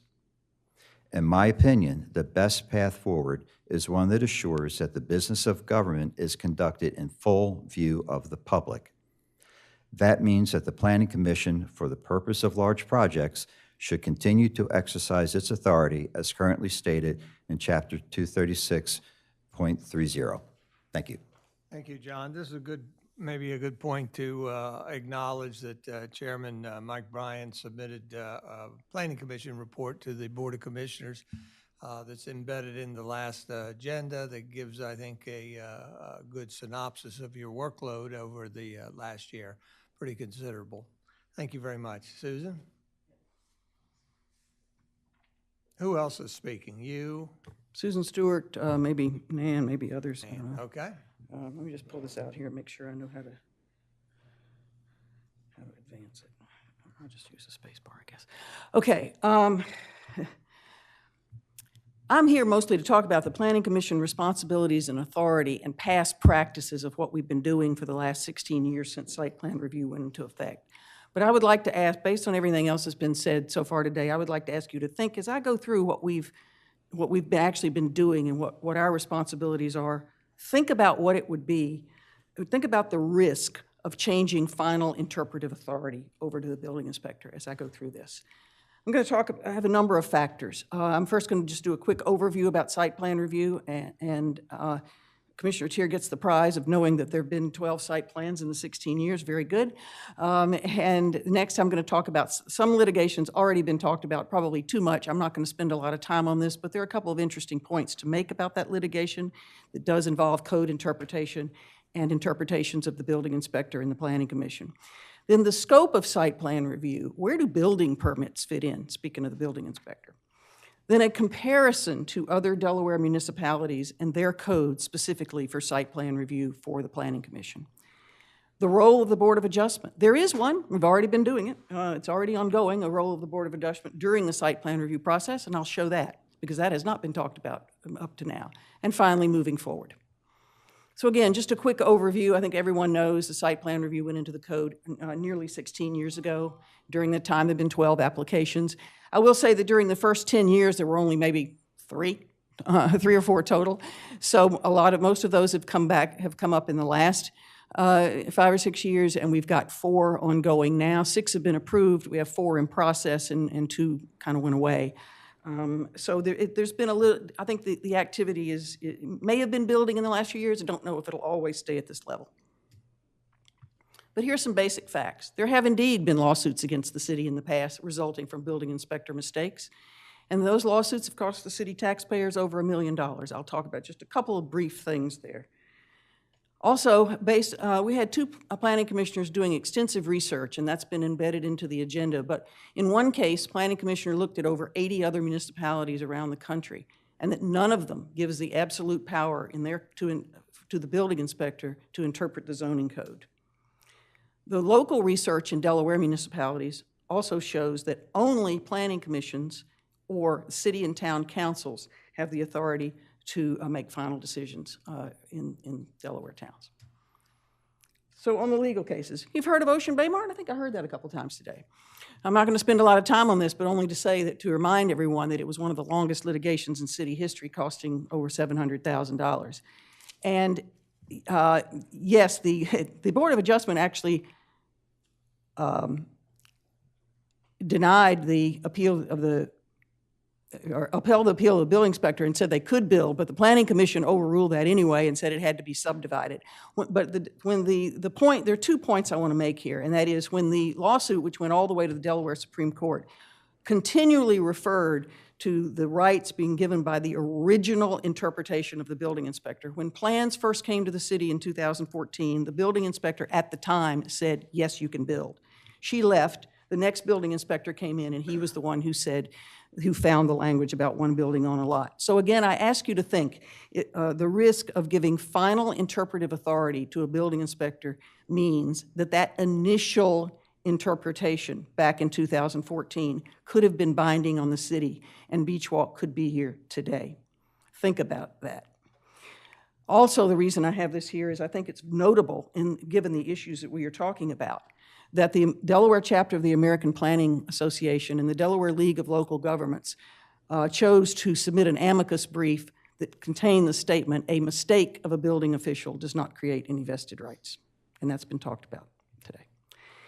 In the Clear Space appeal, there was actually a case where the Planning Commission approved it and it was overturned on appeal by a citizen group. But in one of the briefs in this case, Glenn Bandelas, who was both city solicitor and planning commission solicitor for 13 years, included a paragraph where he states 3 times in this short paragraph that the review by the building inspector is an initial review.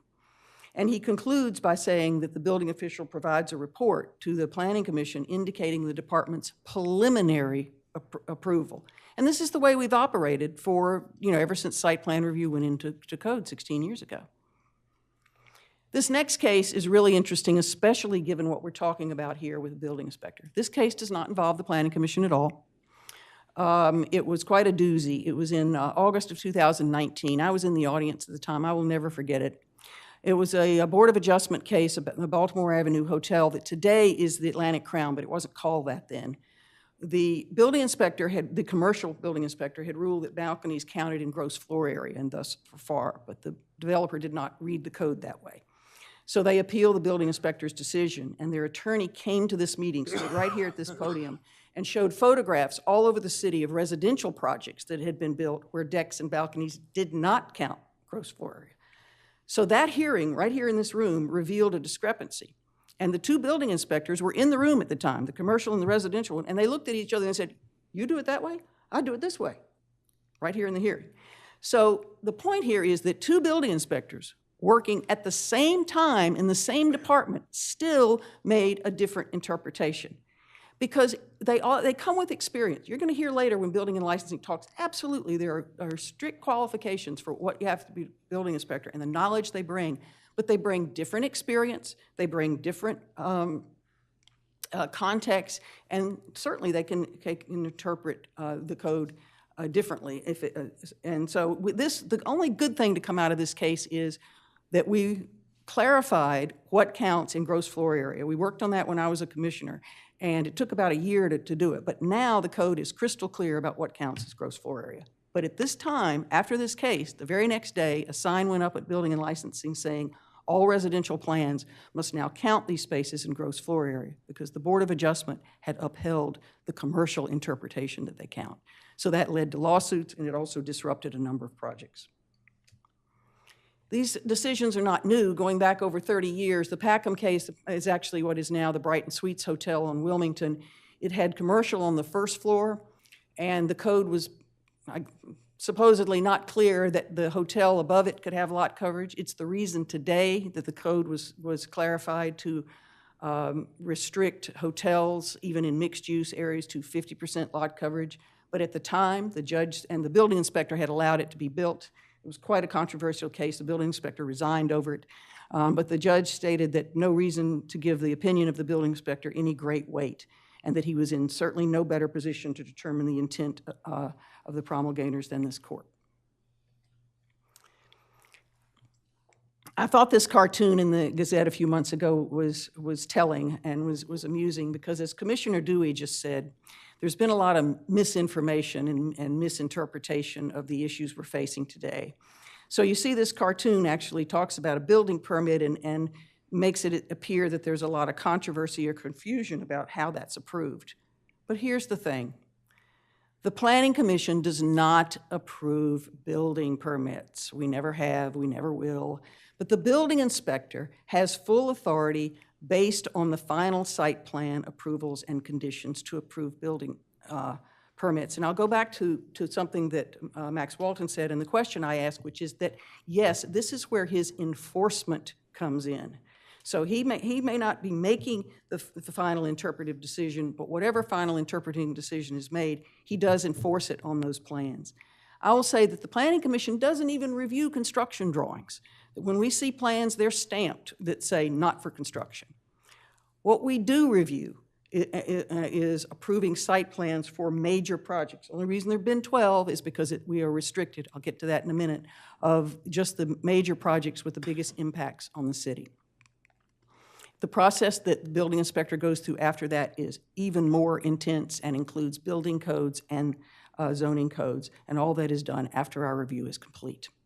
Also, in contrast, the site plan review process is a public one, and the building permit approval process is not a public process. So how does Rehoboth Beach compare to Delaware cities?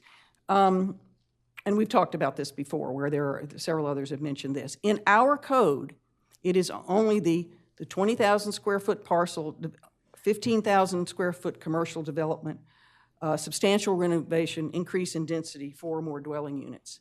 And yes, we have the authority to approve and make the final decision on the code from 23630, which says that no building permit shall be issued unless we finally approve it. In Camden, cities have different requirements for what qualifies for site plan review. And in Camden, all buildings except single-family dwellings and accessory structures have to go before the Planning Commission. And in their case, also, no building permit can be issued until a site plan review has been reviewed. Dover, they have projects going before the Planning Commission if they're new construction or expansions or additional impervious surface for even 5,000 square feet or anything adjacent to residential. Once again, the Planning Commission can act to approve or disapprove any site plan. Georgetown has 11 categories for what is required to go to site plan review, including hotels and commercial and industrial, and government buildings even in their case, something we don't have here. And again, the Planning Commission takes the action to approve with conditions, disapprove, or table. And here we go with Milton. New structures or expansions at merely 500 square feet have to go before their Planning Commission. And prior to a building permit, it is submitted to Planning Commission for review and approval. But as Bill Larson commented, some communities do require City Council approval based on Planning Commission recommendation, and Lewis is one of them. Lewis is a city planner, and Planning Commission reviews projects and their recommendation goes to City Council for a final vote. Same is true in Newark. Same is true in Wilmington. So is there a role for the Board of Adjustment in the site plan review process? Yes, absolutely. We've already done it. And I'll show you how it's been done. Fully half of the projects, that would be 6, that have come to the Planning Commission for site plan review have also been to the Board of Adjustment before and during the site plan process. And I'll just say here that the examples I'm about to give, I didn't just put these together for this presentation. I'm sure my fellow commissioners are tired of hearing me say this. I mentioned this at a number of meetings because things come up and the decision has to be made in a meeting. Oh, we see something here that isn't code compliant, but they've already maybe been to the Board of Adjustment before, they don't want to go back. And we say, well, you can, it's not the end of the world, it's been done in all these other projects, there is room in the process for you to do that, and then they make a decision whether they want to do that or not. For example, the very first project that came to the Planning Commission after site plan review was approved actually didn't come for 5 years, but in 2014, they went to the Board of Adjustment first to get a FAR variance because they were expanding a hotel that had been built under a previous code, and the FAR had changed, so they needed some relief there.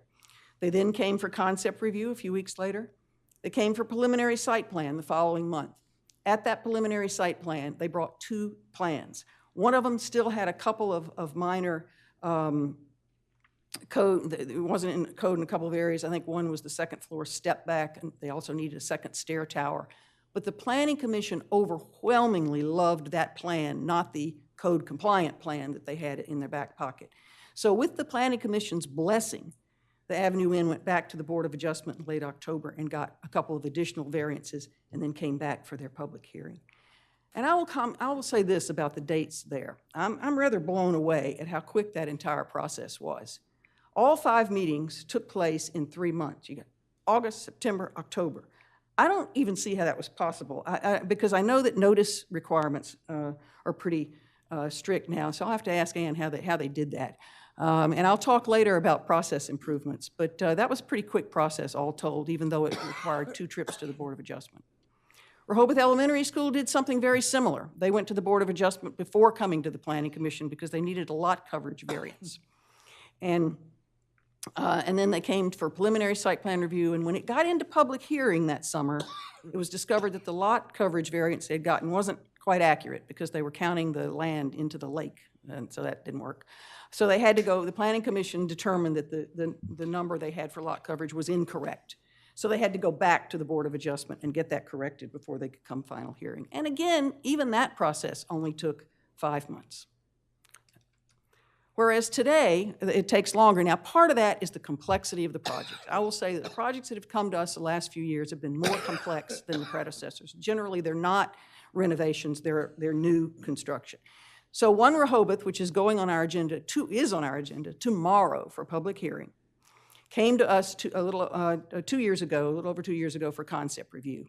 But then they wanted a FAR variance, so they went to the Board of Adjustment. They got their plans together to go to the Board of Adjustment a few months later.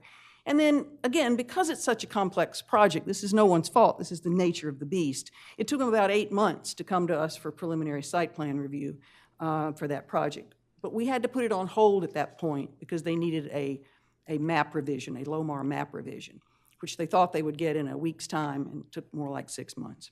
So it came back for preliminary review in August, continued in November, and as I said, it is on our agenda tomorrow for a public hearing. And then one coming up in the future. 2 months ago, we did a concept review for renovation of the Beachview Hotel, and they came to us with their timeline already mapped out, and they speak from experience because it's the same owner as the Avenue Inn, so they've been through this rodeo before. And they had hoped to go to the Board of Adjustment to seek the variances they know they need. They'd hoped to go in January, but they didn't get the reports in time, so they're going, I think, in February, and they hope to come back to us in April. So what I've just presented is background on first of all, the scope of site plan review, the fact that it's limited to only those projects that meet the requirement and have the largest impact on the city. How the courts have treated differences between the building inspector on some of our cases in the past, and how the Board of Adjustment, how the whole process has worked to come up with a plan that everyone can be happy with. And again, I want you to keep in mind that we're talking about final interpretive authority here. And we believe that the Planning Commission is best suited to have that final interpretive authority in cases under its jurisdiction. And again, we're not talking about every case that comes to the city. The building inspector reviews hundreds and hundreds of cases a year that don't come anywhere near us. We're only talking about those under our jurisdiction. And we're best suited to have that final interpretive authority because history shows it works. Those 16 years have worked. Maybe there's one project that, but it works. Also, complex projects should not be decided by one person. I hope that's evident from some of the mistakes that I've presented today. Nor should those projects be decided behind closed doors. Secondly, the staff turnover, and that's expected. Every community has this, but the fact is there have been 4 commercial building inspectors in the last 10 years. They all have experience. They're all great at what they do, but they have different frames of reference, different backgrounds. And when they come here, they don't necessarily know the history of our code. That's where we come in. First of all, Planning Commission appointment process by staggered terms assures that there's continuity. But in addition to that, let me tell you, there is deep knowledge of city history within this 9-member Planning Commission. I'm one of the newbies. I've only been here about 11 years.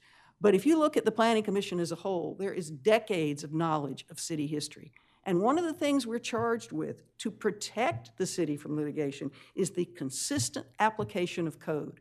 So where it has been applied in the past, we must apply it now unless the commissioners have changed the code in the meantime. So that's what we bring. And in the process of doing that, we bring hundreds of hours of non-taxpayer funded expertise. Read that, free help to the city, hundreds of hours of all the research. If that research had to be done in-house and through the process that's been outlined here that's more convoluted and involves more attorneys, more consultants, the result would be significantly higher costs, both in the process of getting material to the Planning Commission, but in case there was ever an appeal to the Board of Adjustment. You take that $900,000 you're looking at spending on legal fees this year, and then a situation like this, just double it. So moving forward, first of all, I'd really be happy if at some point we could confirm Planning Commission authority so that we can all get back to work. We have 4 projects on our agenda for tomorrow, and I would love nothing more than to go home tonight and look at those knowing that that we can view them the way we have viewed all projects in the past and get on with life. This has been a huge distraction. The elephant in the room is the code. Heard it today, heard it many times. Everybody says over and over, let's fix the code. And some of the Band-Aids have worked, I think, but nevertheless, the current code is over 50 years old. And for the last 15 years, the CDPs have called for code revisions, so I think it's finally time to get on with it. The Planning Commission would obviously like to have a key role in revising the code, but we wouldn't be the only ones, and in fact, that's the kind of project that probably does take outside expertise. It won't be done overnight. Revising a code probably takes certainly more than a year and maybe more like 2. So in the meantime, I'd like to work on process improvements. I don't think that anything is going to go back to being approved in 3 months, maybe not even 5 months, because we have the staff has a lot on their plates right now and the projects are more complex. But there's got to be there may be some process improvements we can do to ensure that applications move more efficiently. And that's all I have. Thank you, Susan. Susan Stewart? Yeah, I'm gonna, You can leave, wow. let me go back to, Nan wanted me to leave up slide 11. So I'm gonna try to do that. This may come up for questions later, but why is it up there? Come on. Taking my time. I know, I don't understand why it's not. I'm highlighting on 11, but there it is. Okay, I just want to leave it at that slide up. Thank you. Almost made it. Thank you, Mayor and Commissioners. My name's Susan Stewart. I'm a planning commissioner. And Max, I think you gave me the perfect segue into my conversation today, because I think that we're getting a little bit down a rabbit hole with legislation, but the fact is this system largely worked well. And it at least is arguably a reasonable interpretation that it's a sound process, even though you want to put a bow on it. I understand. That's what lawyers are for. But I want to talk about something else. You talked about how usually this is an iterative process between the building inspector and the planning commission. I have to tell you, I was at the planning commission probably several months when we had a major conflagration that blew me away. In fact, I went home and I went to former Commissioner Tony Sharp and said, what the heck is going on? The city solicitor just sat in a hearing and said the building inspector has authority, effectively opening an avenue for the applicant to just disregard planning commission interpretation. So, you know, we were perplexed when these ordinances came about. I know at least 2 commissioners still have the question, why is Stan doing this? And I don't wish any ill will on the mayor, and I presume his intentions are good. But I also presume there's some history here that is not fully understood by everyone. In the summer of 2023, and I'm aiming to answer the question, what or who convinced the mayor and certain commissioners there was a problem with the planning commission that needed immediate action? And why does the mayor feel legally justified in not telling the public what those reasons are? From 2009 until the summer of 23, the Planning Commission's authority over site plan review was accepted as established policy. In fact, in 2023, this authority was augmented to bring lot consolidation and partitioning under its purview. In fact, as you mentioned, Mayor, in 22, largely the reason the Planning Commission was tasked with looking at the efficacy of 236 was so that instances like the Sandcastle Hotel, which was a permitted major renovation, looked like a demolishment, you said at the time, never got to site plan review. Public never got to speak on it, and it created a big storm, big firestorm. As Susan Gay's presentation showed, things moved through site plan. City Solicitor Glenn Mandalis defended the Planning Commission's authority in court filings over those years. However, something changed in the summer of 2023. That summer, that same city solicitor confronted the Planning Commission during site plan hearings for a major commercial project. Among the notable incidents was a letter his firm drafted, which was signed by the building inspector and sent directly to the applicant, granting concessions that he knew conflicted with the opinions of the Planning Commission. In a particularly damaging exchange, he publicly asserted that the building inspector, not the Planning Commission, had the authority to make decision under site plan review. His demeanor throughout the summer and into the fall of 2023 toward the Planning Commission was adversarial. This is really what perplexed me. I thought we were all pulling the same way. In November 2023, that same city solicitor resigned, officially citing a lack of time to devote to city matters. Yet, in a very strange turn of events, the city allowed him to continue performing essentially the same role, billing at what appears to be the same pace, and maintaining influence over city matters despite his claimed unavailability. The attack on the Planning Commission escalated into the fall of 2024, when several actions in quick succession were undertaken that further undermined its position. The same city solicitor's firm forced the Planning Commission attorney to step down, leaving that body unable to defend itself against challenges to its authority that that very firm set in motion. Additionally, the mayor informed 3 planning commissioners whose terms were expiring that he did not intend to reappoint them, leaving these appointments in limbo to this day. Finally, the mayor introduced the subject ordinances at the September 2024 meeting. Although one of the ordinances affirmed the Planning Commission's authority, the true aim from the outset was to adopt the one transferring that authority to the building inspector. Evan Miller's October meeting agenda item report states, quote, on September 2024, the commissioners considered two ordinances that were for the purpose of establishing that the building inspector, as opposed to the Planning Commission, has the authority. That same language is in today's agenda item report. That day of the September meeting, newly sworn-in Commissioner Craig Thier expressed feeling blindsided by the mayor placing the ordinances on the agenda.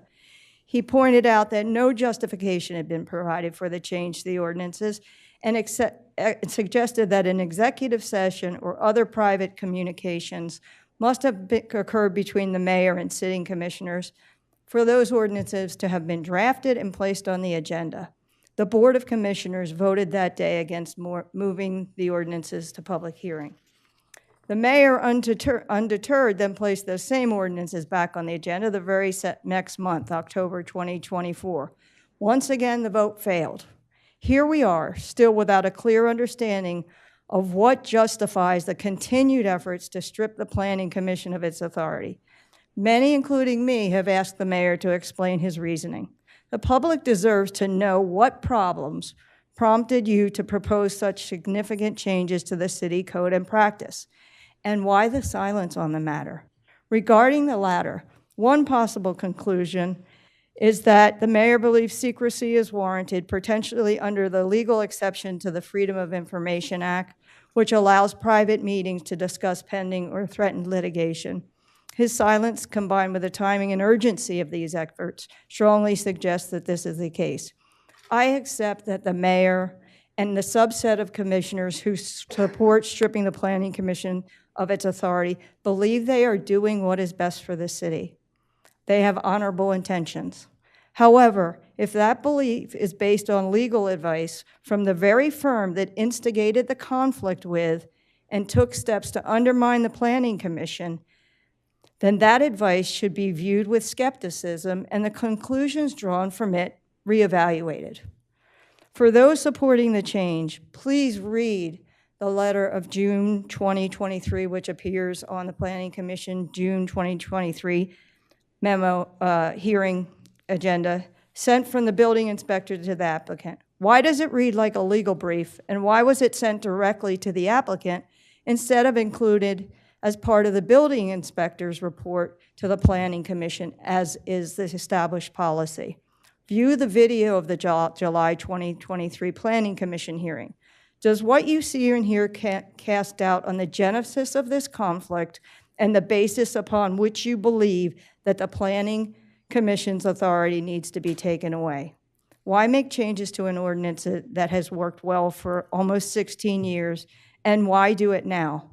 Many trained lawyers, including me, would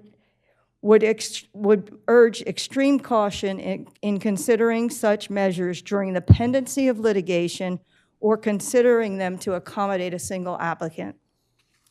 I urge you to reject stripping the Planning Commissions of its authority, and I thank you for your time. Thank you, Susan. Stan Hunter, you wanted to? This is the last Planning Commission speaker, is that right? Is that right? Are you short? It'll be short.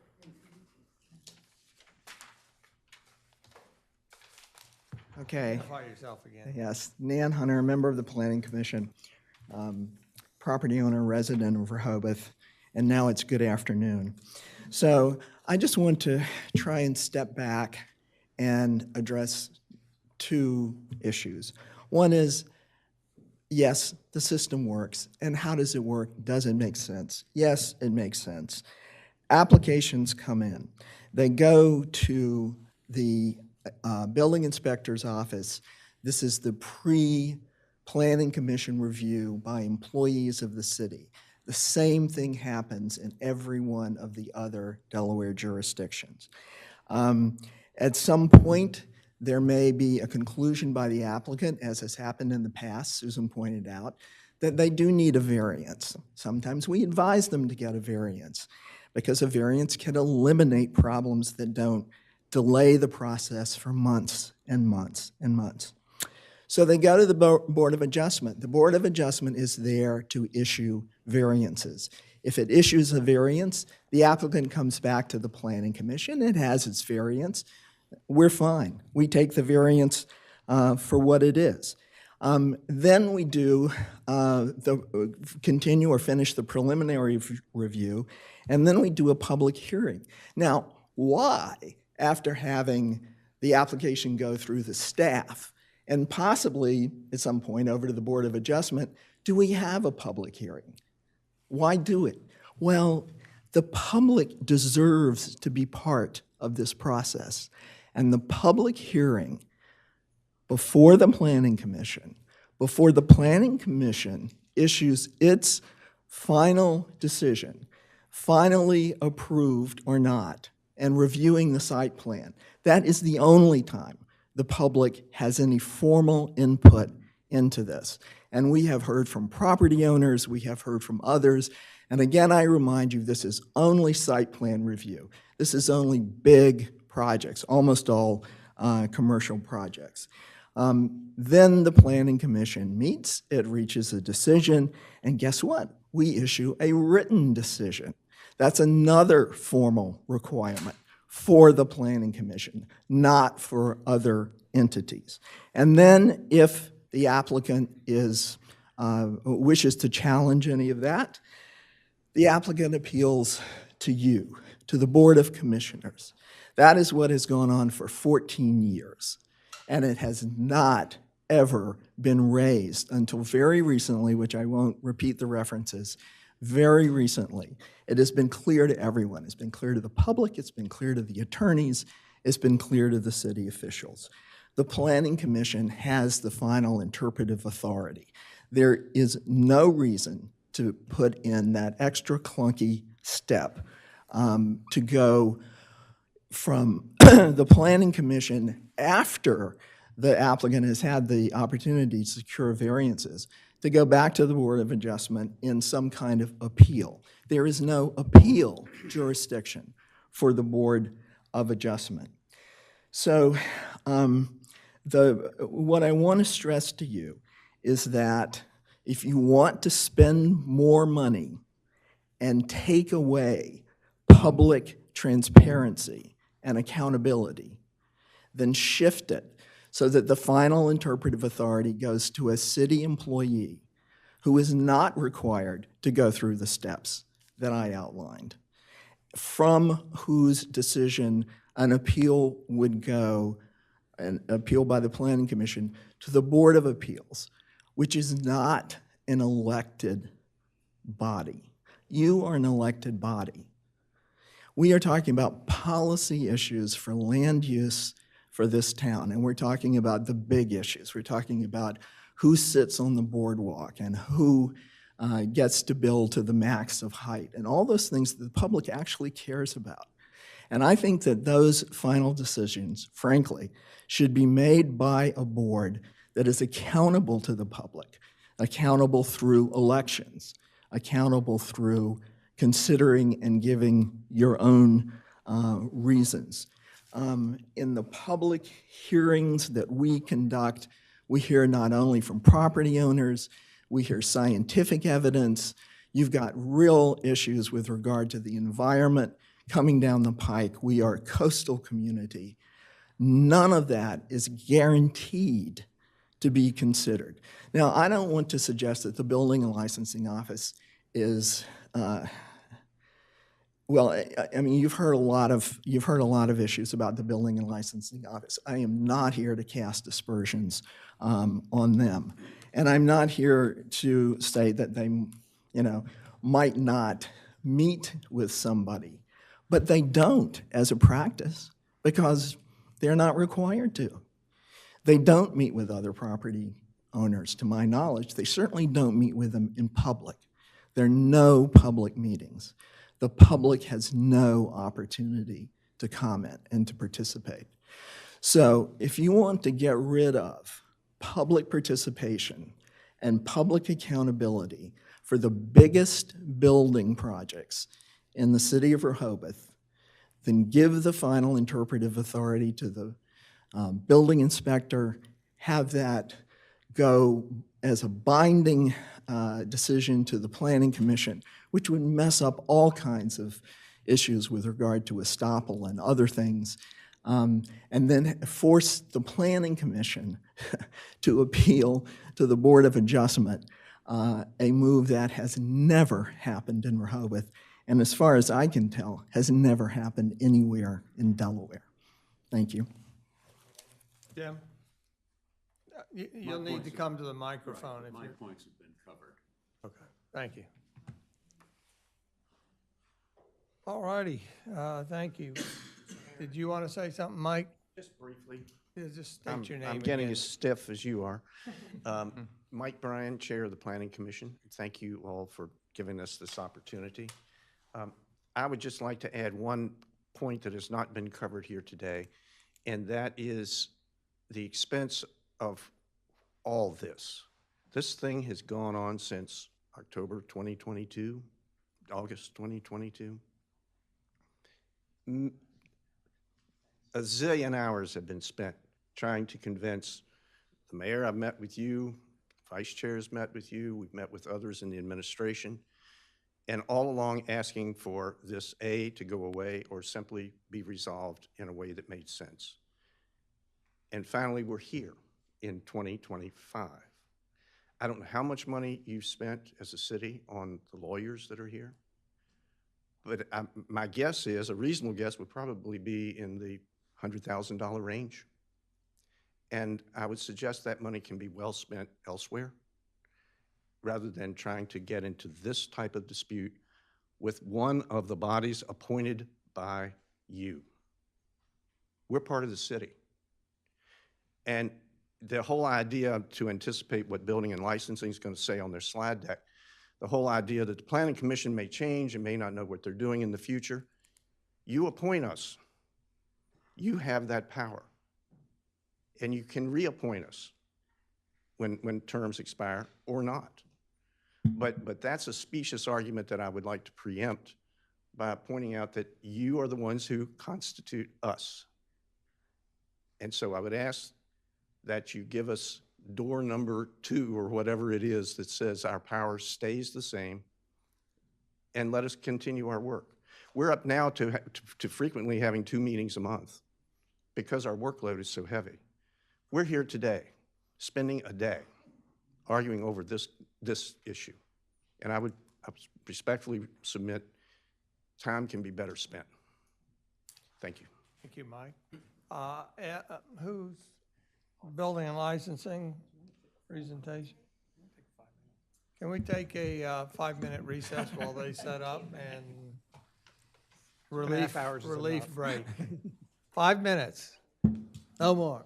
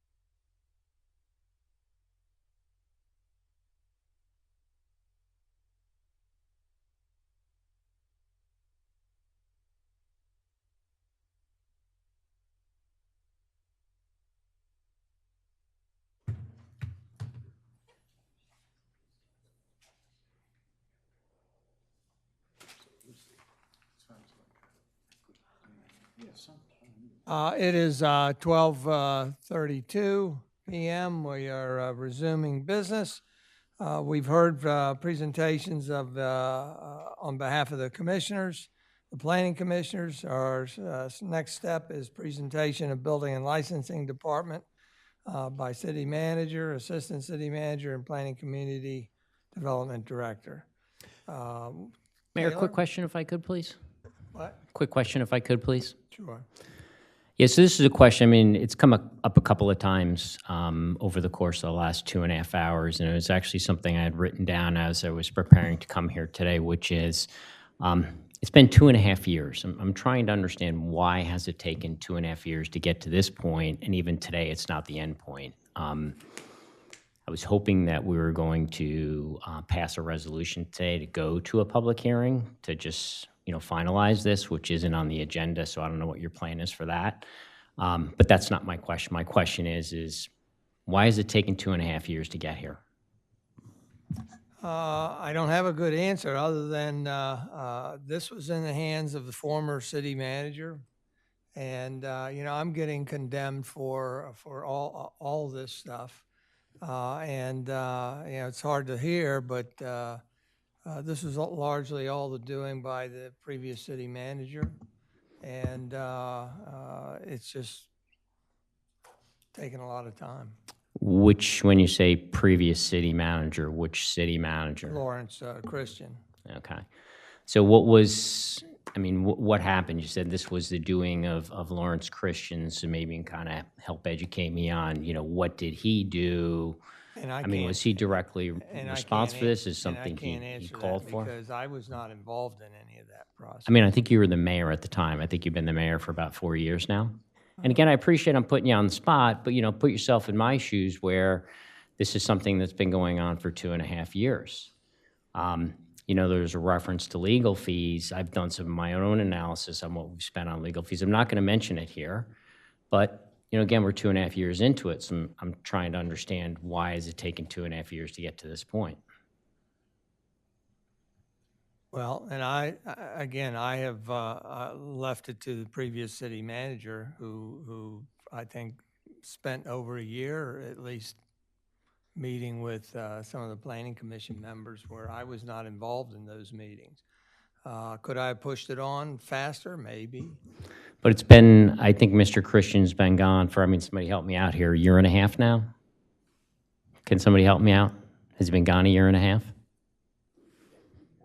1.5 years, during that time, we've left people in limbo. We have, residents who volunteer their time to be on these planning commissions. They spend a lot of time to be on the planning commission. Along the way, clearly, you had some sort of opinion on this because you made the decision not to reappoint people.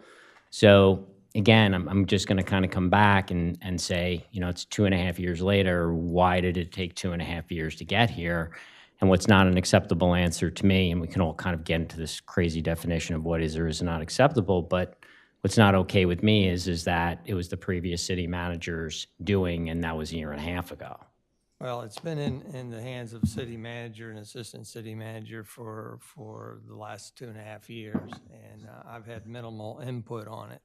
But I will be glad to take. So where does the accountability Are you not lie, gonna let me right? So does finish? the You're not gonna accountability let me lie with the finish? assistant city manager? Okay, all right.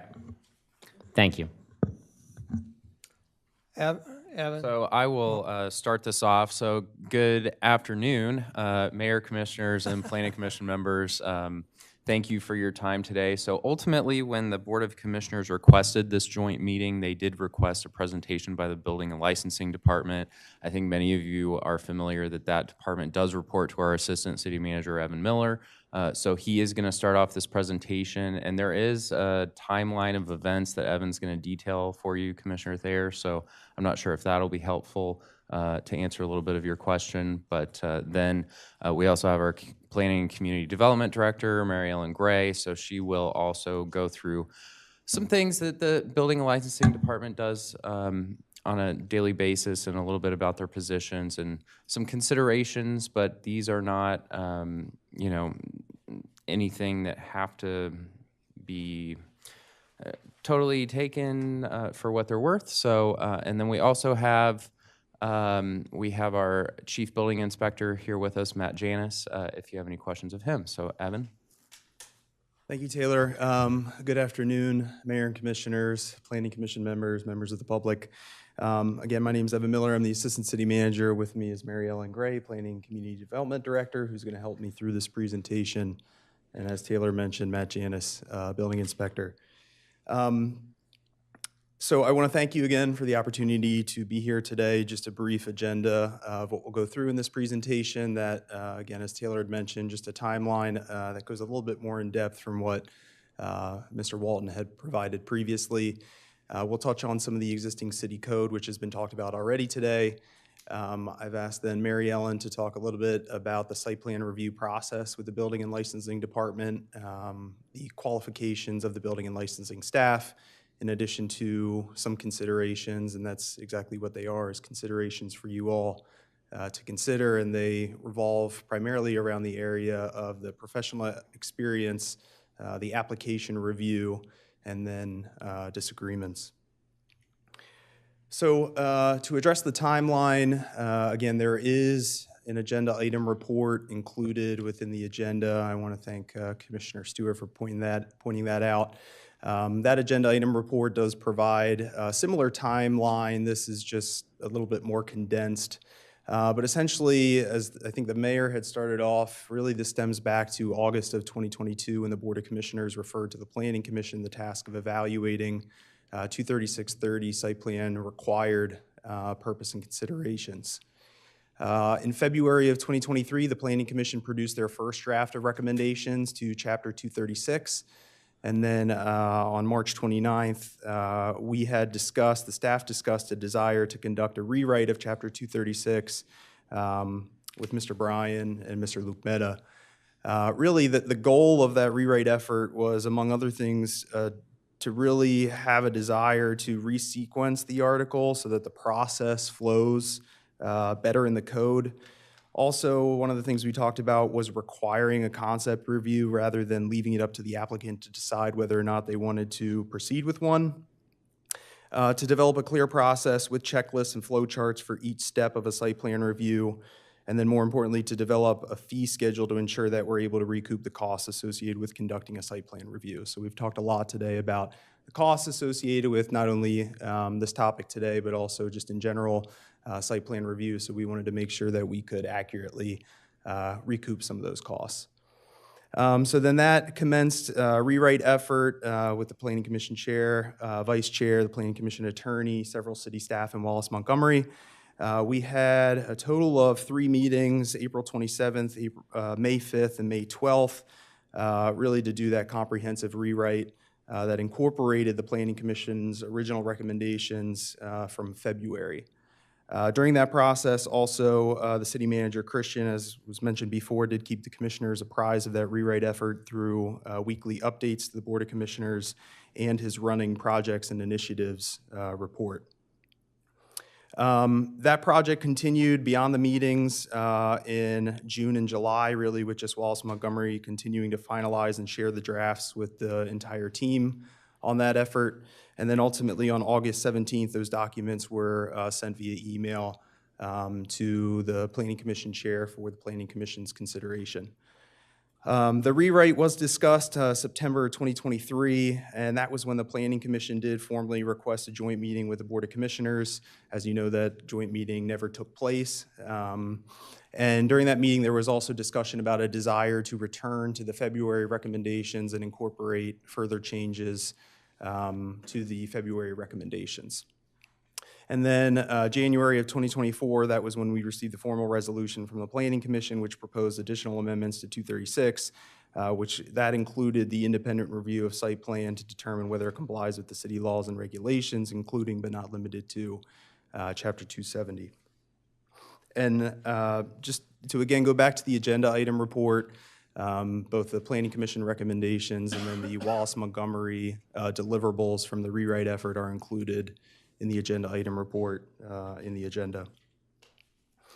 Existing city code, I won't talk too much about this because we've talked a lot about it today, but I think one of the things that I wanted to mention Again, as it relates to minor subdivision, it's clear that the Planning Commission needs to review the required material, make certain that all the requirements set forth in the chapter and Chapter 270 zoning have been satisfied. Furthermore, as it relates to site plan review, that they review that site plan in view of the Comprehensive Development Plan, Chapter 270, and other applicable federal, state, county, and city laws and regulations. I also want to just mention 23632, that is what requires a site plan that's submitted to the Building and Licensing Department to be reviewed by the department for compliance with the city zoning requirements. Once the department reviews that site plan for compliance, then they then initiate the review with all the city departments and agencies, and then they forward their preliminary approval to the Planning Commission for consideration. And then finally, 27082, as is mentioned in a previous presentation, the building inspector shall enforce the provisions of Chapter 270. So from here, I am going to turn it over to Mary Ellen Gray, who's going to go over sort of the process of a site plan review and talk to a little bit of the qualifications of the department. Thank you, Evan. Good afternoon, Mayor, Commissioners, members of the Planning Commission, members of the public, and thank you for this opportunity to talk about the site plan review process and some considerations as well as our Building and Licensing Department. So the goal of the city site plan review process, from my perspective, is to produce a plan that meets code, streamline the review process, and promote a better plan for the city of Rehoboth Beach. Previous comments have been made indicating that the building inspector solely reviews plans for code compliance. That is just not the case here in the city of Rehoboth. Just as it is site plan review at the city of Rehoboth Beach, just as it is in every planning jurisdiction that I've worked, which includes the city of Bloomington in Indiana, Wycomico County, Maryland, Kent County, Delaware, Newark, Delaware, Dover, Delaware, as well as my over 10 years of experience as a chair of the town of Camden Planning Commission, my little town of Camden. Plan review is a team and collaborative effort. This brief discussion will describe the site plan review process and the people involved. Applications are received by the city secretary. I believe that was mentioned previously. They received a review number, are date stamped, and then checked, and then a check and a copy of the application is sent to the Building and Licensing Department. A meeting is then scheduled shortly thereafter by Building and Licensing with the city secretary, Ann Womack, Matt Janis as the building inspector, and myself to review the application for completeness for the code, and then we make an initial assessment. Should the application be deemed incomplete, we get with the applicant to address the deficiencies so it can then move on to the next step, which is the review checklist. A meeting is then scheduled. Once it's deemed complete, then moves on to the review checklist, where a meeting is scheduled with the building inspector, myself as the Planning and Community Development Director, and our planning consultant, who is currently Nick Walls, to review the plan according to the checklist, which is illustrated here. It's tiny, but this is a checklist which is according to the code provisions to ensure that all the essential site plan elements are on the plan and that they meet the code. And that's to the right. We send the completed checklist to the applicant for revisions. Most of the time, as in the city of Rehoboth Beach, as with any jurisdiction that I've worked in, it's usually we usually send it for revisions. And that moves on to the next slide. So once revisions are received from the applicant, the plans are distributed to applicable staff, which usually include Public Works, the city engineer, police, and the parking for comments. Police and the parking department for comments. The building inspector reviews the plans for conformity with the city code and other applicable rules and regulations. The reviewed plan is shared with the planner consultant Nick Walls for review for conformity with the City of Rehoboth Beach 2020 comprehensive plan and planning related issues. The building inspector and consultant then meet with me as a planning community development director to review and discuss. Depending upon the complexity of the plan, this might take a couple of meetings of back and forth. Should there be any questions of the code, the city solicitor is consulted and a meeting is had to discuss, and if necessary, a legal opinion is sought. A combined report of the building inspector and planning consultant is then drafted and reviewed by me as a planning community development director. If necessary, additional meetings and/or discussions are held with either with staff and/or the applicant to discuss any questions, should there be any. Then a final report is submitted to the city secretary and WOMAC for distribution to the planning commission.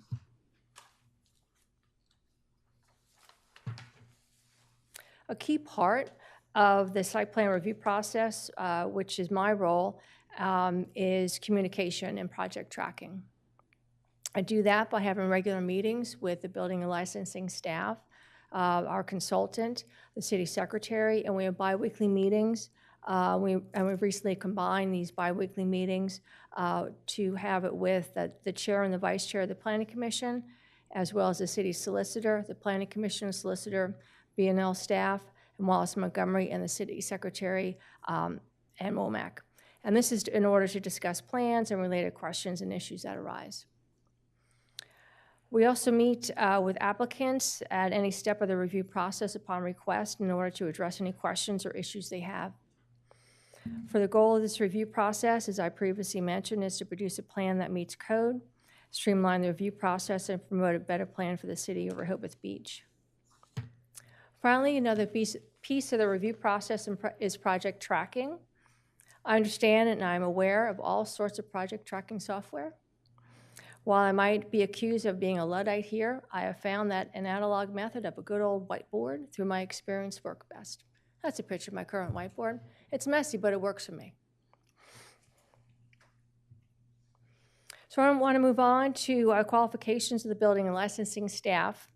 Much has been talked about in previous discussions and touched upon a little bit today about the code requirement for the building inspector, and that's found under section 270-81. And that includes the person appointed to fill the office of the building inspector shall be known as the building inspector, and it's an old code, shall be at least 18 years of age, of good moral character, and a graduate of high school or an accredited preparatory school, and shall have a thorough knowledge of the trades in building construction and carpentry. What is being left out of this discussion is that there's a job description for the building inspector position, just like there is for every position in the city and every position that municipality that I've worked for. The building inspector position goes above and beyond that of the code. The two building inspectors are currently employed at the city of Rehoboth Beach, must meet or exceed these job requirements and description. The building inspector job description requires a bachelor's degree from an accredited college or university in a related field, at least 3 to 5 years of related experience, or an equivalent combination of training, education, and experience that provides the required skills, knowledge, and abilities, as well as professional certifications, including the acquiring and maintenance of International Code Council, otherwise known as ICC, and certifications in residential building inspector, commercial building inspector, building plans examiner, and property maintenance and housing inspector. As well as part of these certifications, you have to maintain continuing education, which requires, well, just that, continuing education. And these positions report to me as a planning community development director. So there's accountability as well as oversight of the work that is being done. So it's a misnomer to say that the building inspector for the city of Rehoboth Beach only need to be at least 18 years old and high school graduate, and just merely have knowledge of the trades in building carpentry. The job requirements of the city for the city of Rehoboth Beach building inspector, as described, require a high level of education, background, experience, and professionalism.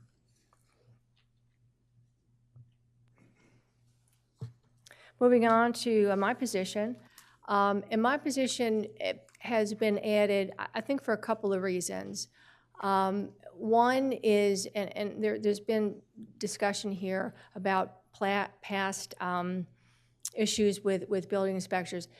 I think the city of Rehoboth Beach, just as other jurisdictions in Delaware and all throughout the country, there's a lot of growing pains going on.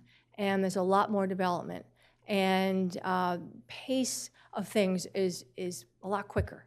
And as a result, yeah, things are going a lot faster.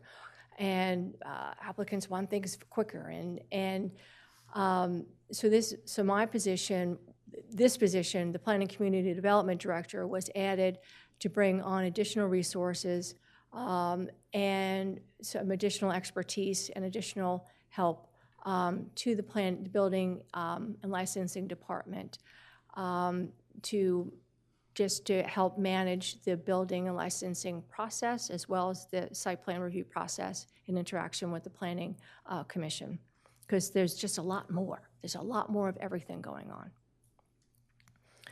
So this position requires a bachelor's degree in architecture, public policy, and political science, 5 to 7 years of related work experience, or any equivalent combination of training, education, and experience, as well as professional certifications, preferred to be certified, what's called American Institute of Certified Planners, as well as certification maintenance. And I have all those qualifications and more. I've well over 20 years of experience in planning management experience, and I've been AICP certified for many years, since 1996. So the plan, I think 96. The planning is, so I also want to talk about the planning consultant. That the planning consultant, whoever we interact with, needs to be experienced in the planning field, have experience in plan review, as well as have extensive background in the planning field. And that position, or as a consultant, that reports to the Planning and Development Director, and they are held accountable for their work. Here again, this position and the planning consultant require a higher level of education, background, and experience in professionalism.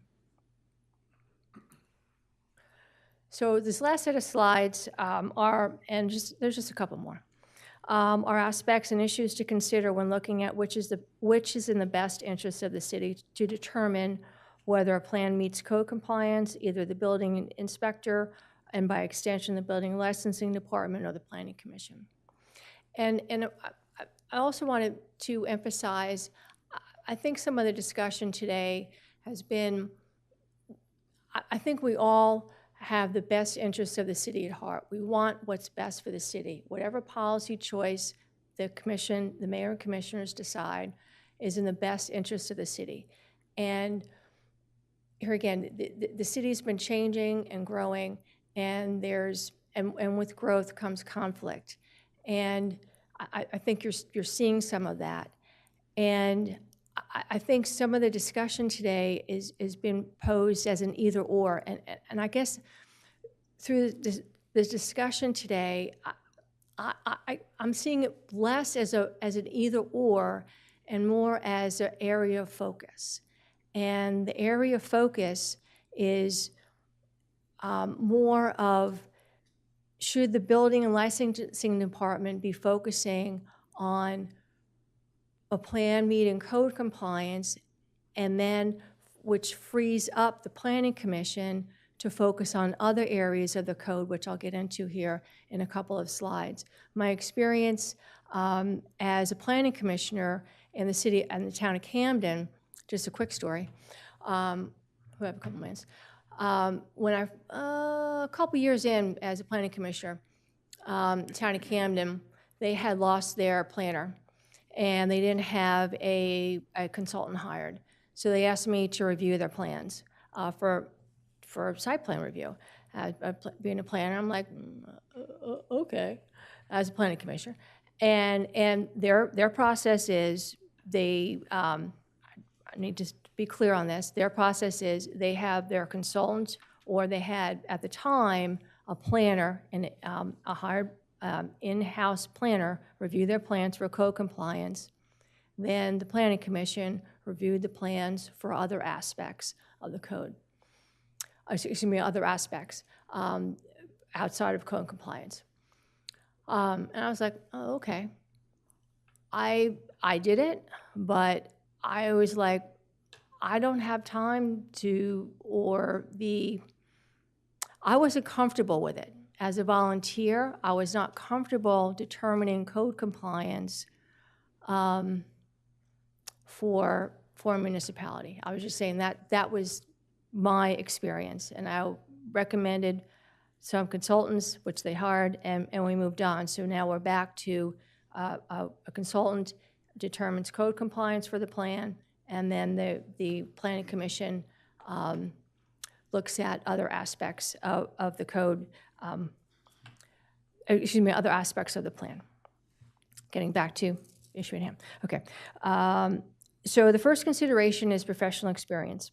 The planning and community development director and building and licensing staff have the required professional experience, knowledge, and expertise, as well as continuing education to stay abreast in their field. And that's not to say that others don't, but we are required as part of our job requirements. There's no such requirement for members of the Planning Commission. Code interpretations by the building inspector are made in a collaborative environment by people who do this for a living in conjunction with the city solicitor, and interpretations are relied upon moving forward.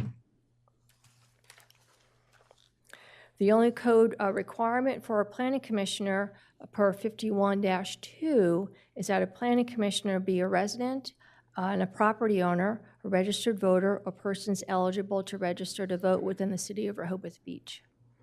The effect of this is that while members of the Planning Commission are valued members and volunteers of the city of Rehoboth Beach who spend numerous hours, spend time, energy, and effort volunteering their time, and their efforts are very much appreciated, by code, and their role is essentially lay people, where there's no city of Rehoboth Beach job description and no chain of command by code to answer to. Further, while the Planning Commission is composed of some members with extensive experience in planning and land use related experience, future Planning Commission composition may not include members with technical expertise or qualifications to adequately review site plans, or they may not desire to conduct the detailed plan reviews that this responsibility entails, nor are they required here again by code to have any planning or land use related experience.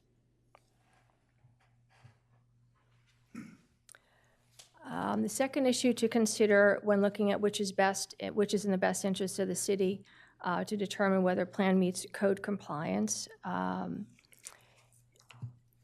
is wherever I've worked, I've endeavored to have the plan review process be transparent and predictable for all involved: the applicant, the staff, the Planning Commission, and the public.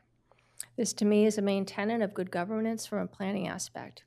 As Eva mentioned earlier, and as also Max and I believe Mr. Larson mentioned as well, Section 23632A requires the Building and Licensing Department to review a site plan for compliance with zoning requirements before initiating a review by all city departments and agencies.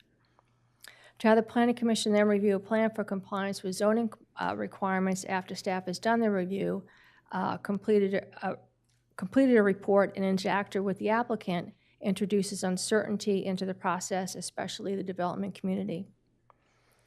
As I previously mentioned in my description of the site plan review process, in order to conduct a review and prepare reports, city staff must interpret the zoning code and discuss the application with the applicant prior to the plan going to the Planning Commission.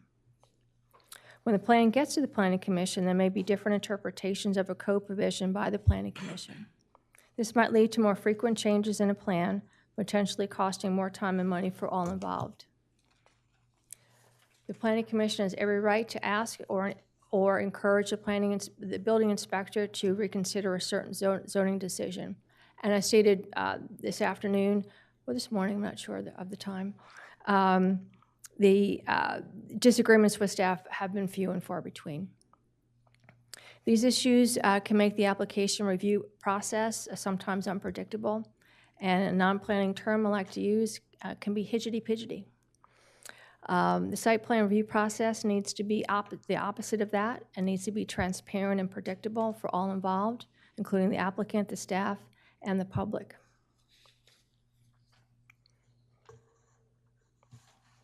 I think I've got one more slide. So the third issue to consider when looking at the best interest, and I believe we discussed this a whole bunch, so I think I'm just going to quickly cover this and then conclude. Is how the Planning Commission handles disagreements relating to code interpretations. And so currently, if the Planning Commission disagrees among themselves or with staff how to interpret the zoning code, in the recent past, a discussion takes place, and then at times it has resulted in sometimes long discussions. And then the current process is to have available to take a vote on which interpretation is applied. And then there's further, as has been discussed today. Further, there's no process for disagreements between an applicant and a planning code interpretation. And I would like to add, before I conclude, there is a provision in the code, and the slide didn't make it in the presentation, and this talks about my previous comments before with the area of focus. There is a provision in the code, 23630E, which articulates 21 factors that the Planning Commission should be looking at, and they do, look at, including such things as vehicular and traffic flow, access to structures, pedestrian movement, landscaping and maintenance of natural features, signage, lighting, screening, recreation and open space, existing scale and character of nearby properties, impact on nearby properties, streetscape. That's not all of them, that's not an exhaustive list, but there are 21 factors. I would assert that by focusing on, by having the Building and Licensing Department focus on code compliance, that frees the Building and the Planning Commission energy to focus on these very important issues. These issues are how buildings, how development fits in with the character of the community.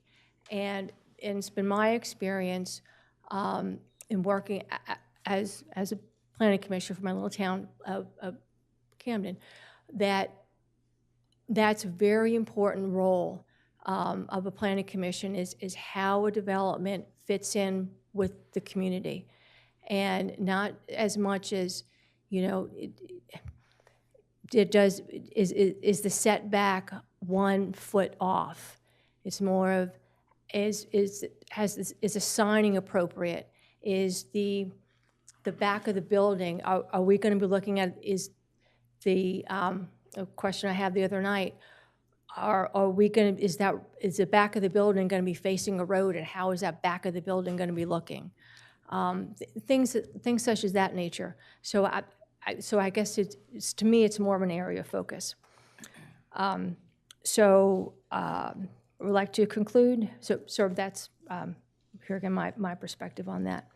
I would like to conclude that how I started. The goal of the site plan review the city site plan review process is to produce a plan that meets the code, streamline the review process, and promote a better plan for the city of Rehoboth Beach. And the city is best served by the policy that best achieves this goal.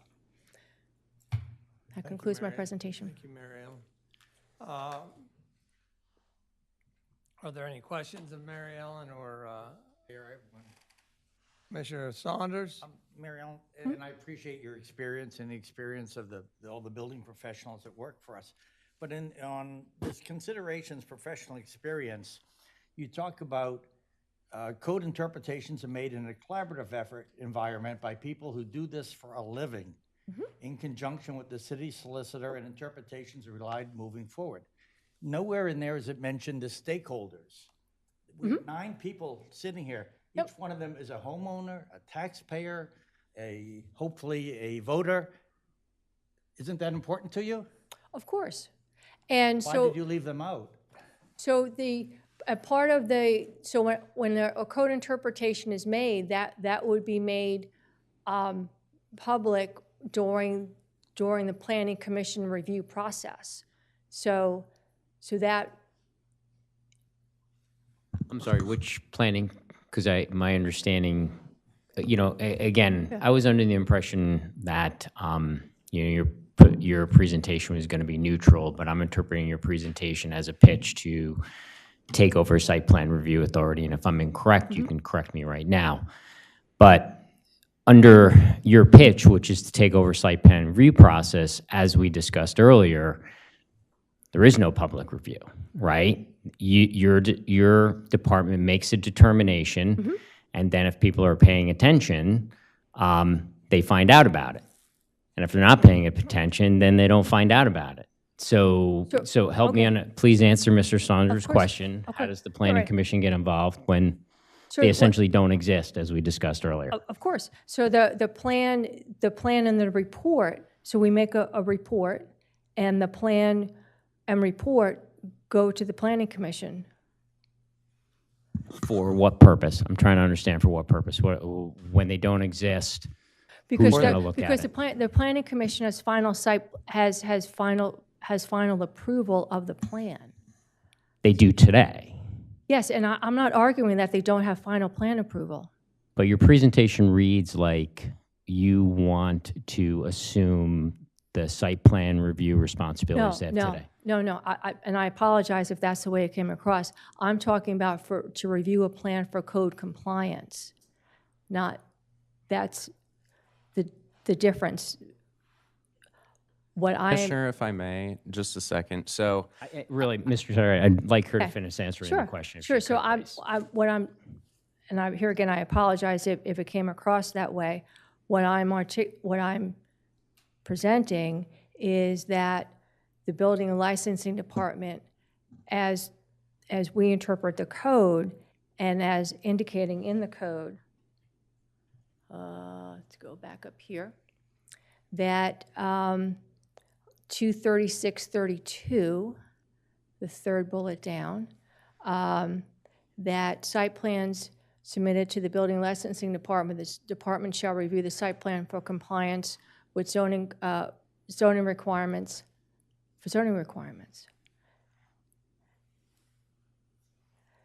And of course, the Planning Commission has final site plan approval. I'm not talking about having the Building and Licensing Department have final approval of the plan, just for code compliance.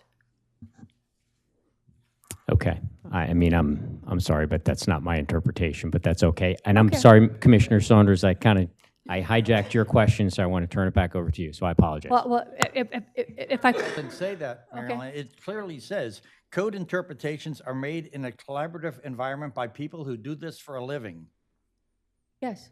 Yeah, so here again, the code interpretations for compliance with the zoning requirements. So I guess I'm failing to understand your question. I feel more comfortable if it said in collaboration with the Planning Commission who have been. Okay. Yeah. I interpret, slide 11 as, as considerations of application review, as, the bullet points as a series of, justifications or rationalizing why the Planning Commission is a problem in the process. I mean, maybe I'm being a little aggressive in my terminology, but that's the way I interpret it. So. Okay. Well, I'm not.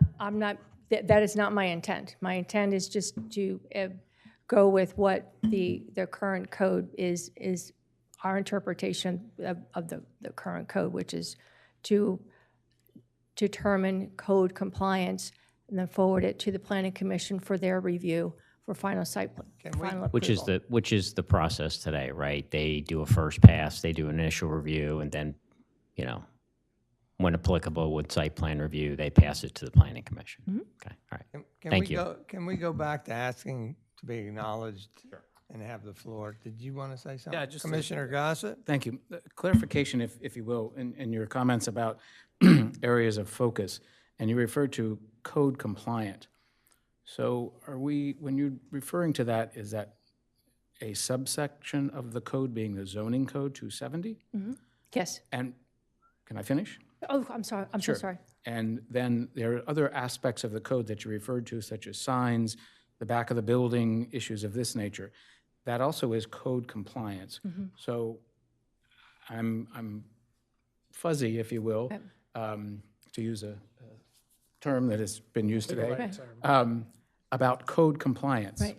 Is that code compliance of all the code, including zoning and signage and trash and electrical, or those fall into other categories?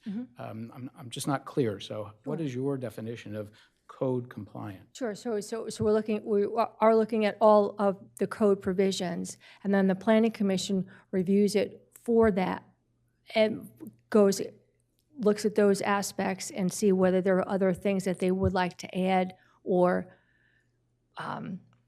do, or Provide conditions on provide the conditions, approval. yes, thank you. That's the term I was looking for, yes, sir.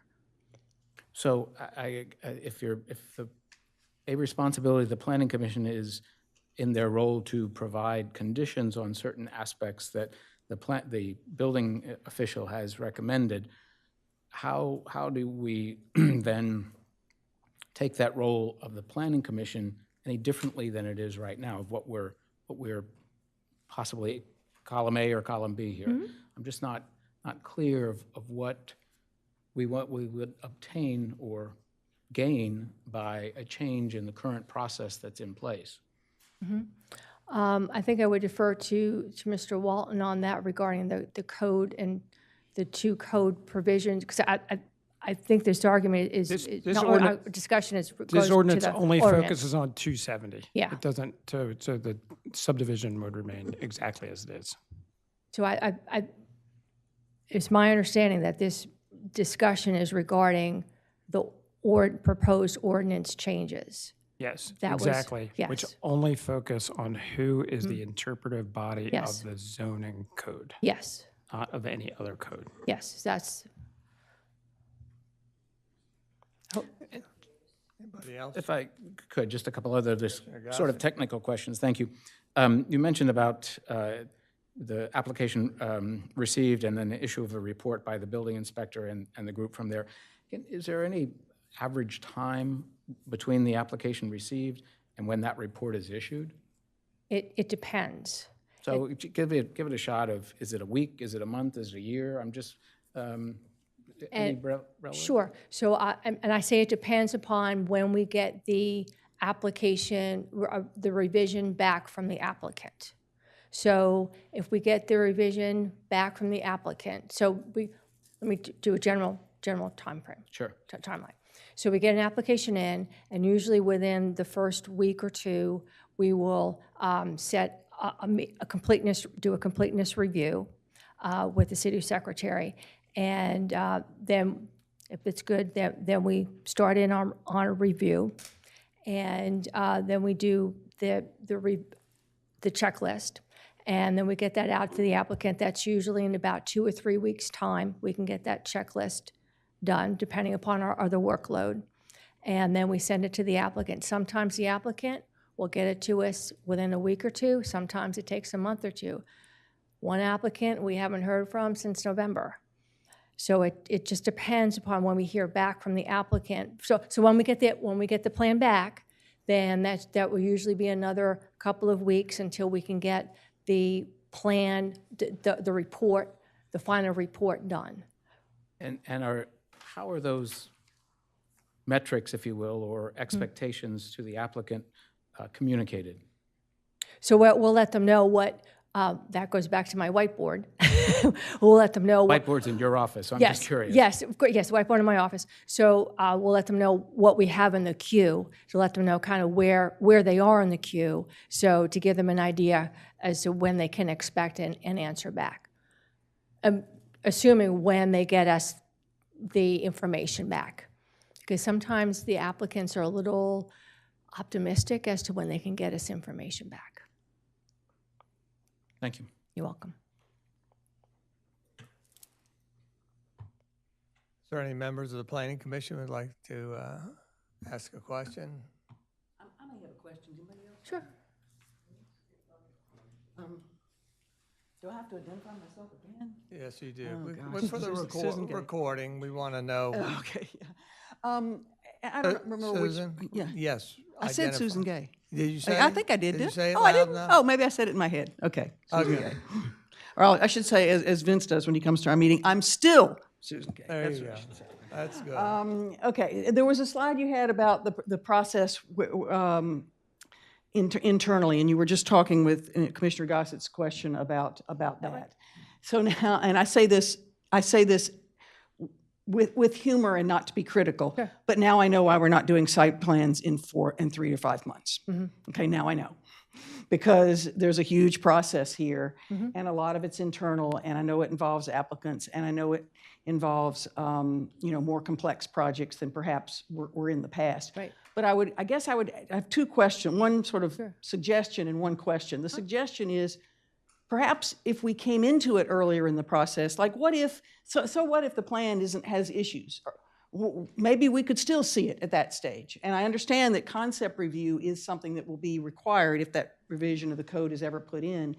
Why wouldn't we see it at that stage? Because then all of us are giving feedback, as well as your staff giving feedback, and it becomes public at that point. And I guess my question in regard to that is, even though they may have a long way to go, it's still, there's more eyes on it.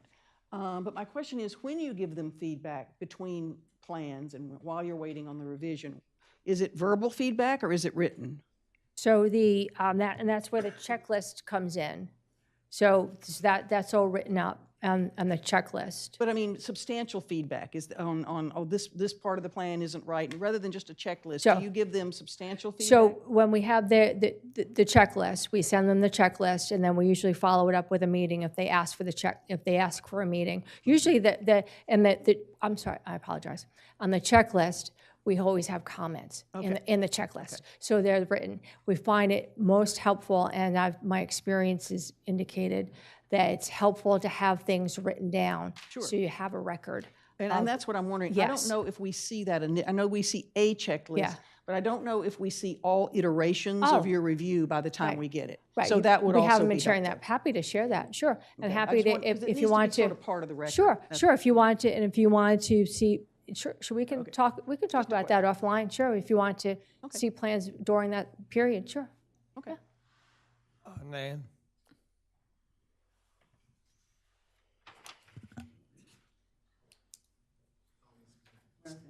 Still Nan Hunter, Planning Commission. So, Mary Ellen, under what you've mapped out here, when the plan comes to the Planning Commission, what exactly does it mean to say that it had? I'm sorry. When the plan comes to the Planning Commission, what exactly does it mean when it says it has preliminary approval? So that means we have reviewed the plan for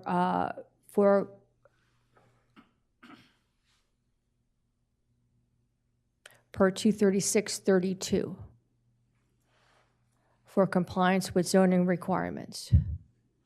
So is your argument then that that preliminary approval is the final determining decision about whether the plan complies with the zoning code? Yes. Okay. And so the role of the Planning Commission, unlike what several courts have said, is not about approval, denial, conditions, determinations, whether it complies with the zoning code, which we've historically done. But we are bound by the letter from the building inspector saying preliminary approval, when what that really means is that is the final decision as to code compliance. Is that correct? Yes. Okay. My argument would be that that's not an efficient or even rational process. So we disagree there. Okay, and if I may, so in the other jurisdictions that I've worked in, that is the process that we have used in Dover, Newark, and Kent County, is when the plan goes to the planning commissions, that's the planning commission they're not dealing with whether a plan meets code. Well, I don't know what they do, sort of day to day. I mean, the law says that the Planning Commission shall receive the report from the building inspector, and then the Planning Commission shall approve or deny. Approve or deny, or I thought approve or deny with conditions. Right. Right. And if the if the Planning Commission is bound by the determination of the building inspector that it is code compliant, there's kind of no point for the Planning Commission to look into code compliance, Well, right? I would argue that there are a lot of things that the Planning Commission can look at to go above and beyond. No, to no, ask I for- understand that. There are 21 factors. right. I'm talking about compliance with the zoning code. So I would, and I know the Ashburn case has been talked about a lot. I worked there when the Ashburn case was argued. And it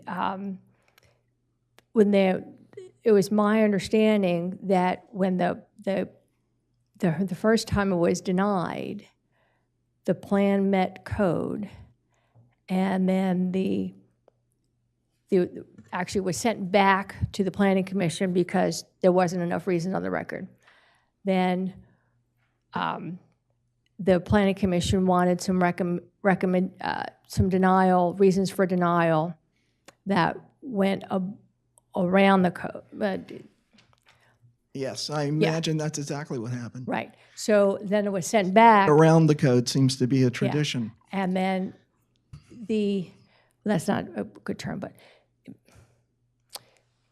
then when it came back, then it was my understanding, then there was said that we had, if the plan met code, then the Planning Commission needed to approve it, but can approve it with conditions.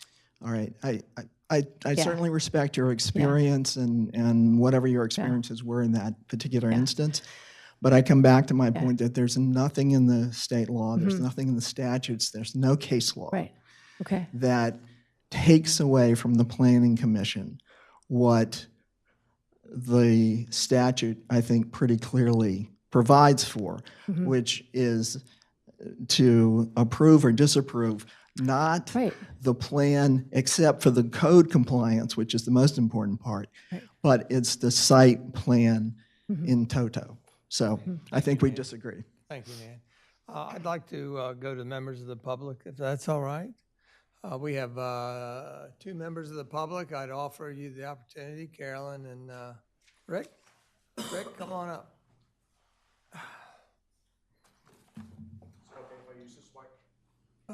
No, we'd like to use this one, please.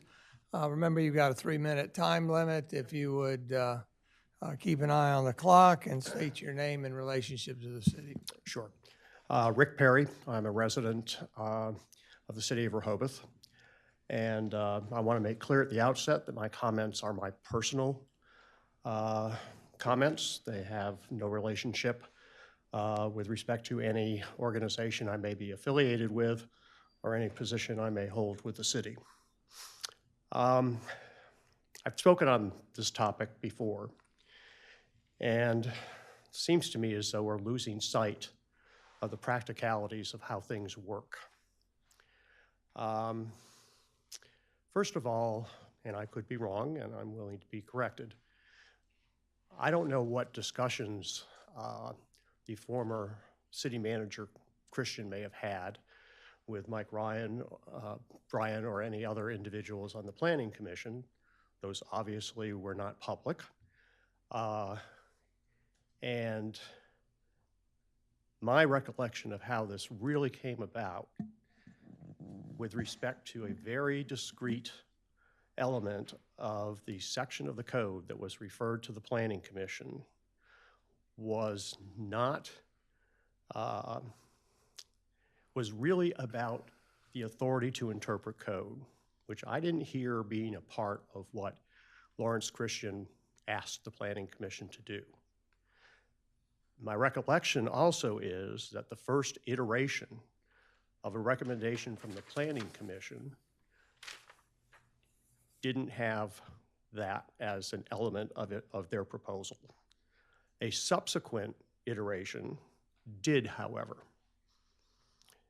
As I see this, it is the Planning Commission not trying to preserve a power that they already have, but trying to enhance their power by impairing the power of the building inspector. There's a big difference there.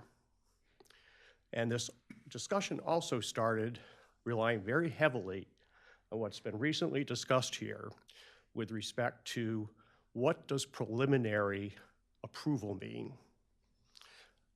I served on the Planning Commission, including as chair. I was schooled during that time by David Mellon, and he always made it clear to us that we didn't have the ability to interpret the code. We may disagree with the building inspector. We have every right to disagree with the building inspector. We can ask the building inspector to reconsider his or her position, but we are not the final arbiter of a code interpretation.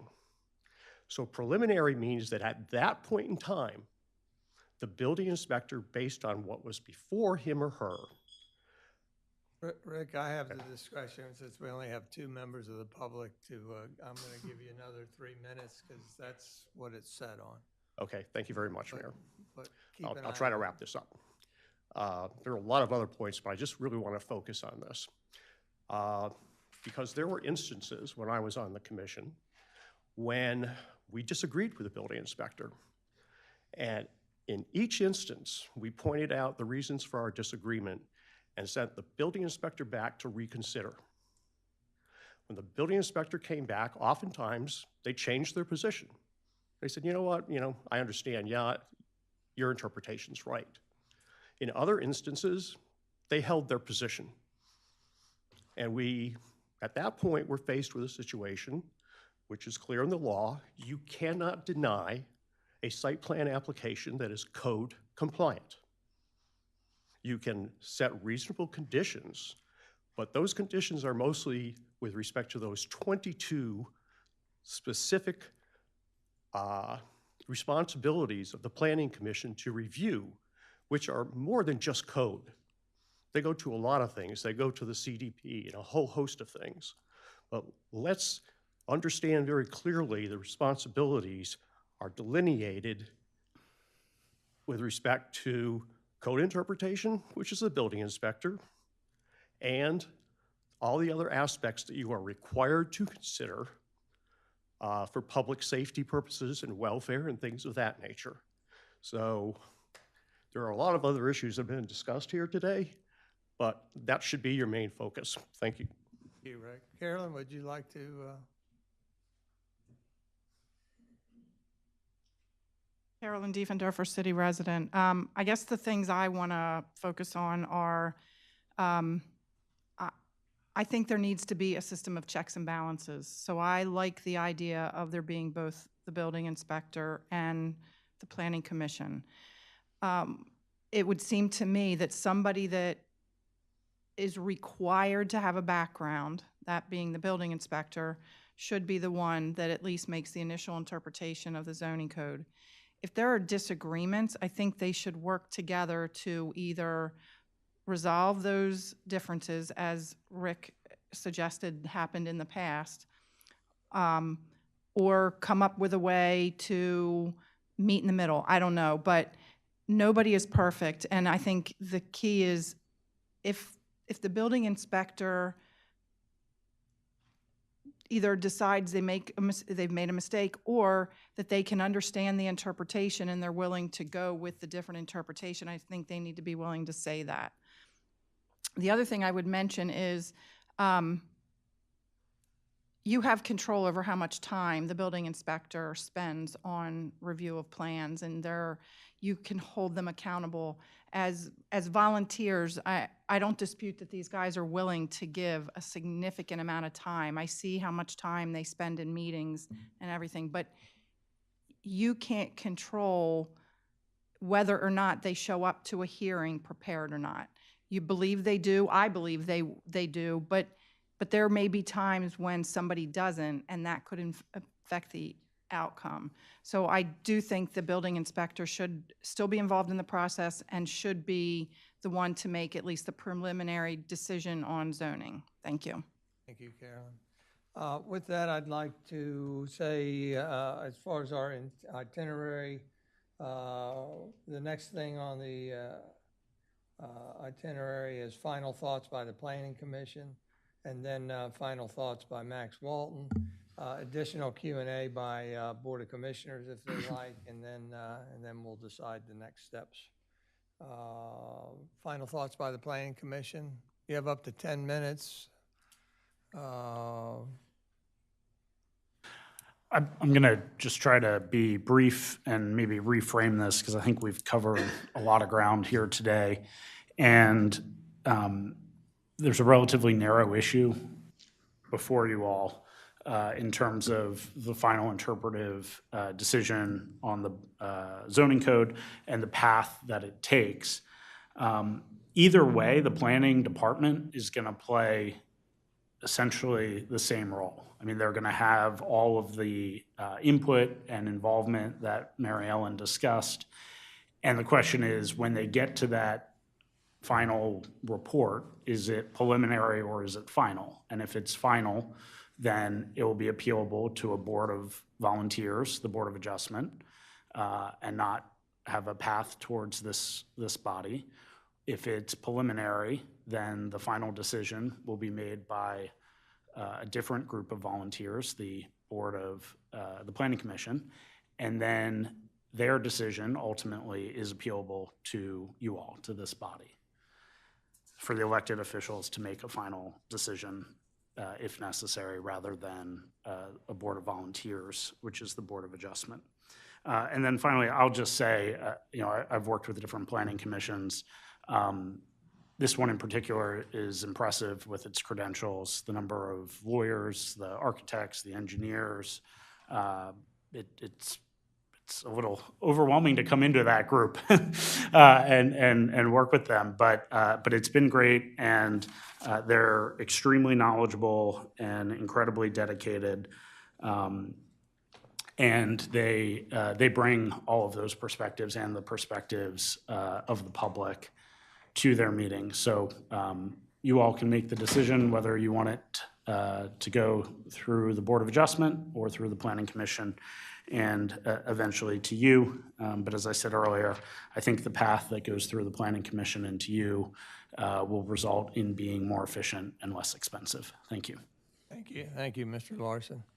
Max?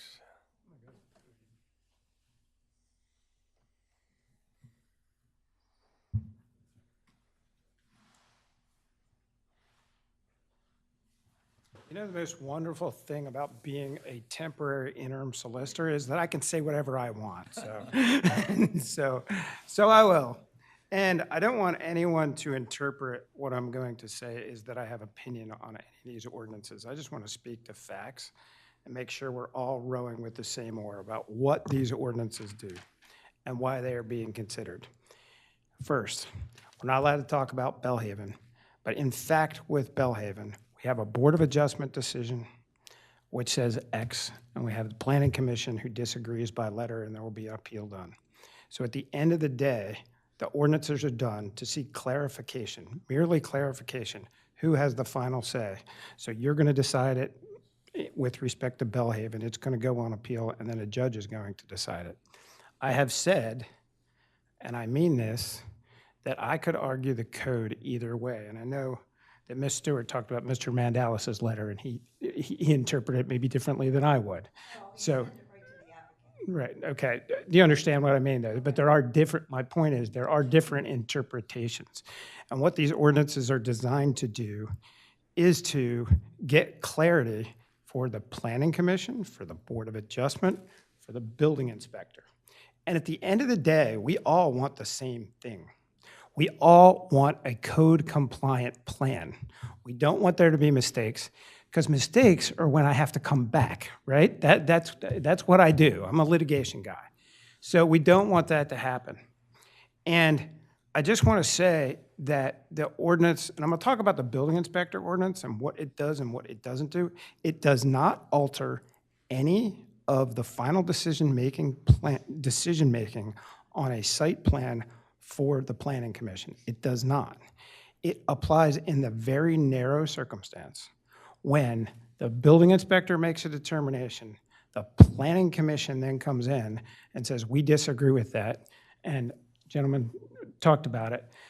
You know, the idea, even under the ordinance as written, is that the Planning Commission sends it back to the building inspector. If the building inspector made a mistake, the building inspector says, yep, I made a mistake. It only applies in the very narrow time when the building inspector and the Planning Commission cannot get along, right? They have different interpretations. So that's when the appeal to the Board of Adjustment would go.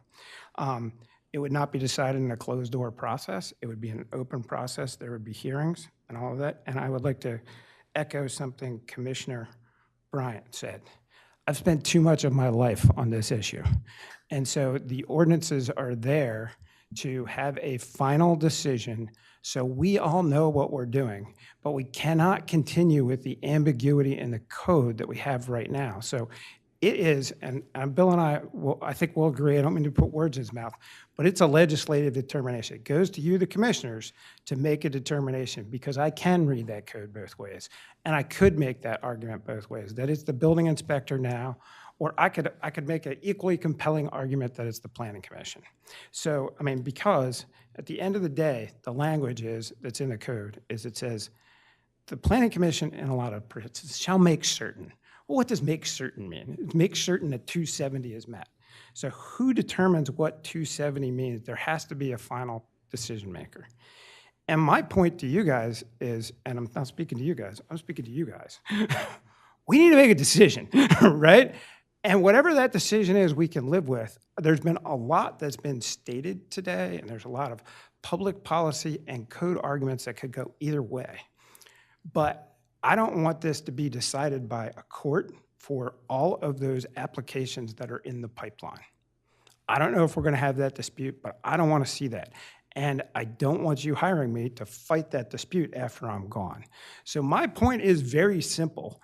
We need to get a public hearing, and we need to have a vote, because we need to clarify what I think, and I know we spoke about it. The code is ambiguous on this point, because I can argue both ways. So it's designed to solve a particular problem, which is framed in a particular dispute, and we all need clarity. And I'll talk to Matt, and I'm just going to say this. Let's assume just for a minute, the building inspector ordinance comes. If the Planning Commission comes up and says, you misinterpreted the code, I am sure you will take that back and take a look at it. And whoever the solicitor is, you can work with them on that, right? And then have a justification. Because our goal, all of our goal, is to have code-compliant plans submitted, right? That's what the code's there for. So that's what we ought to aim towards. So I am off my soapbox, but I'm looking for a decision on the issue, because I think that the ordinances are there, whether or not you go with the building inspector, whether or not you go with the Planning Commission, that resolves the issue once and for all. And that's why they were introduced. So thank you. And Bill, I'm going to give you a chance to rebut me if you disagreed with anything I just said there. I support clarity. Thank you all. I'm off my soapbox. I close. Commissioner, I will answer your question. Did you want me? No, when you sit down. Okay. So let's look at our next step. Are we comfortable with going to a vote? We can't do any votes today, but I'm looking for guidance on whether we need another discussion period or whether we are ready to adopt a resolution setting a public hearing in this matter. Commissioner Thier? I think we're ready to have a vote to adopt a resolution really as quickly as possible. I'll schedule a vote to go to public hearing, And if that's all right. Solicitor, if I may, what prohibits us from taking a vote on going to a public hearing today? Only that the agenda doesn't talk about it. But it has spoken of it in the last... I understand. We've had, I got to tell you, I think the AG's office has had more Rehoboth decisions, and I'm being uber cautious here. So I don't want to, in my remaining tenure, I do not want to fight with the AG's office over an agenda issue. So it's my recommendation, we put it on to the next meeting and set, resolution for a public hearing at that time. This has been going on for 2.5 years, another couple of weeks before we have that resolution. It isn't going to matter, and I don't want to have a FOIA violation. Commissioner Saunders? Do we need, this is a question for Max, do we need to send all 4 resolutions ahead, or could we choose, I'm sorry, do we need to send all 4 resolutions ahead, or could we maybe eliminate some and just, so that we don't have to have a public hearing on both sides, we don't have to hear everything again that we heard today?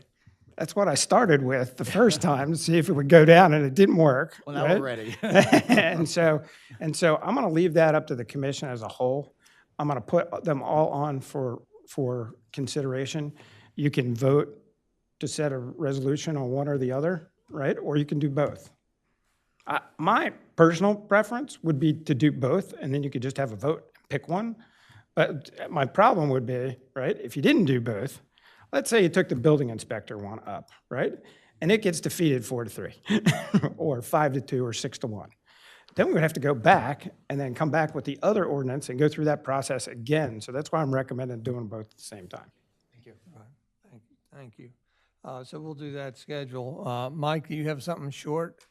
Well, you had asked for if we had any closing comments. Well, that was intended for your attorney.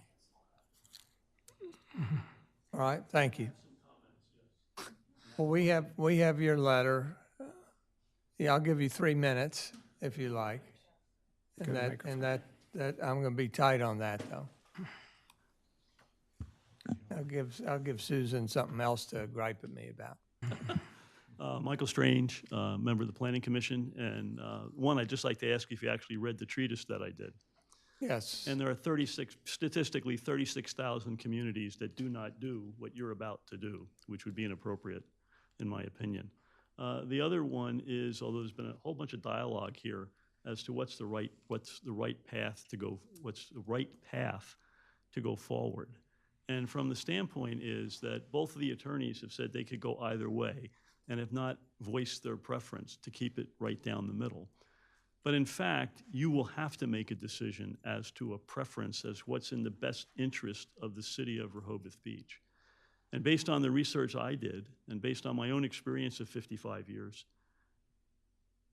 I have not been able to find at least one aspect of it that gives absolute, total, and complete authority to the building inspector in the context of what we're talking about here.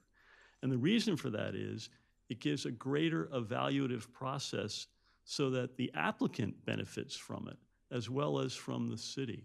And I think that's what's the crucial point here, is what's in the best interest of the city going forward.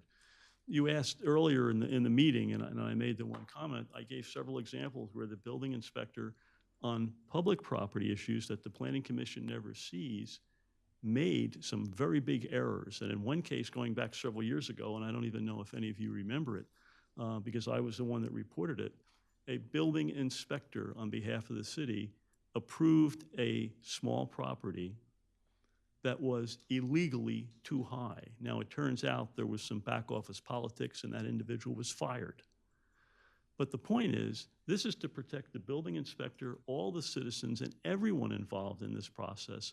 So it's a public process. And Mr. Mendalis, for 12 years, had said, just as it's stated here, preliminary approval. And the applicants knew it was preliminary, but still was subject to the review of the Planning Commission, because the Planning Commission in its entirety had even greater credentials. And it's those collective backgrounds which are so important.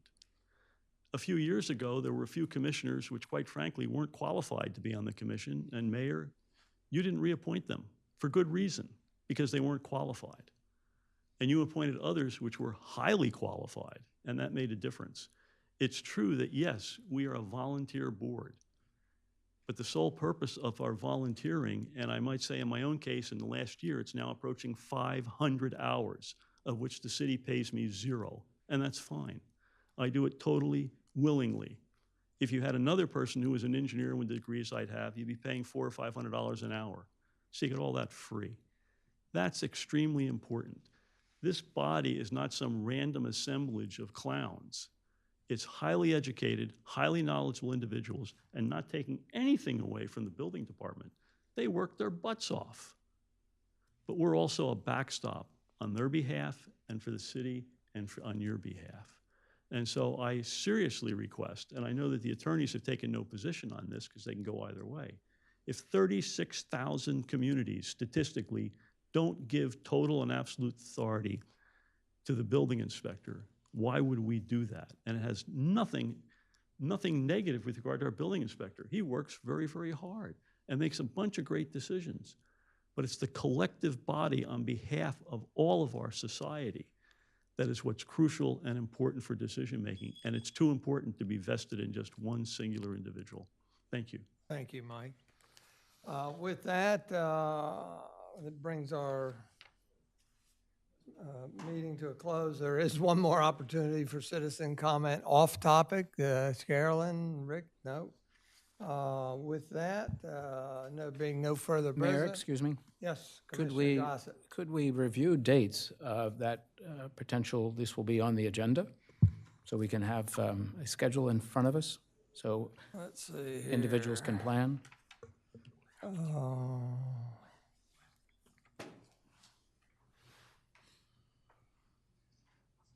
Where are we? We're right here. When's your favorite? Yeah, well, today is Thursday. Yeah, we can post It looks like we can post- could add this on January 31st. Would that work, Ian? Yeah, you could add, you have enough days to do it. if Yeah. you can do We'll post the agenda tomorrow and add that to it. You have enough time to do it? That works. Well, that's the All right. rehearing of 330 So- Rehoboth. I would, We're meeting.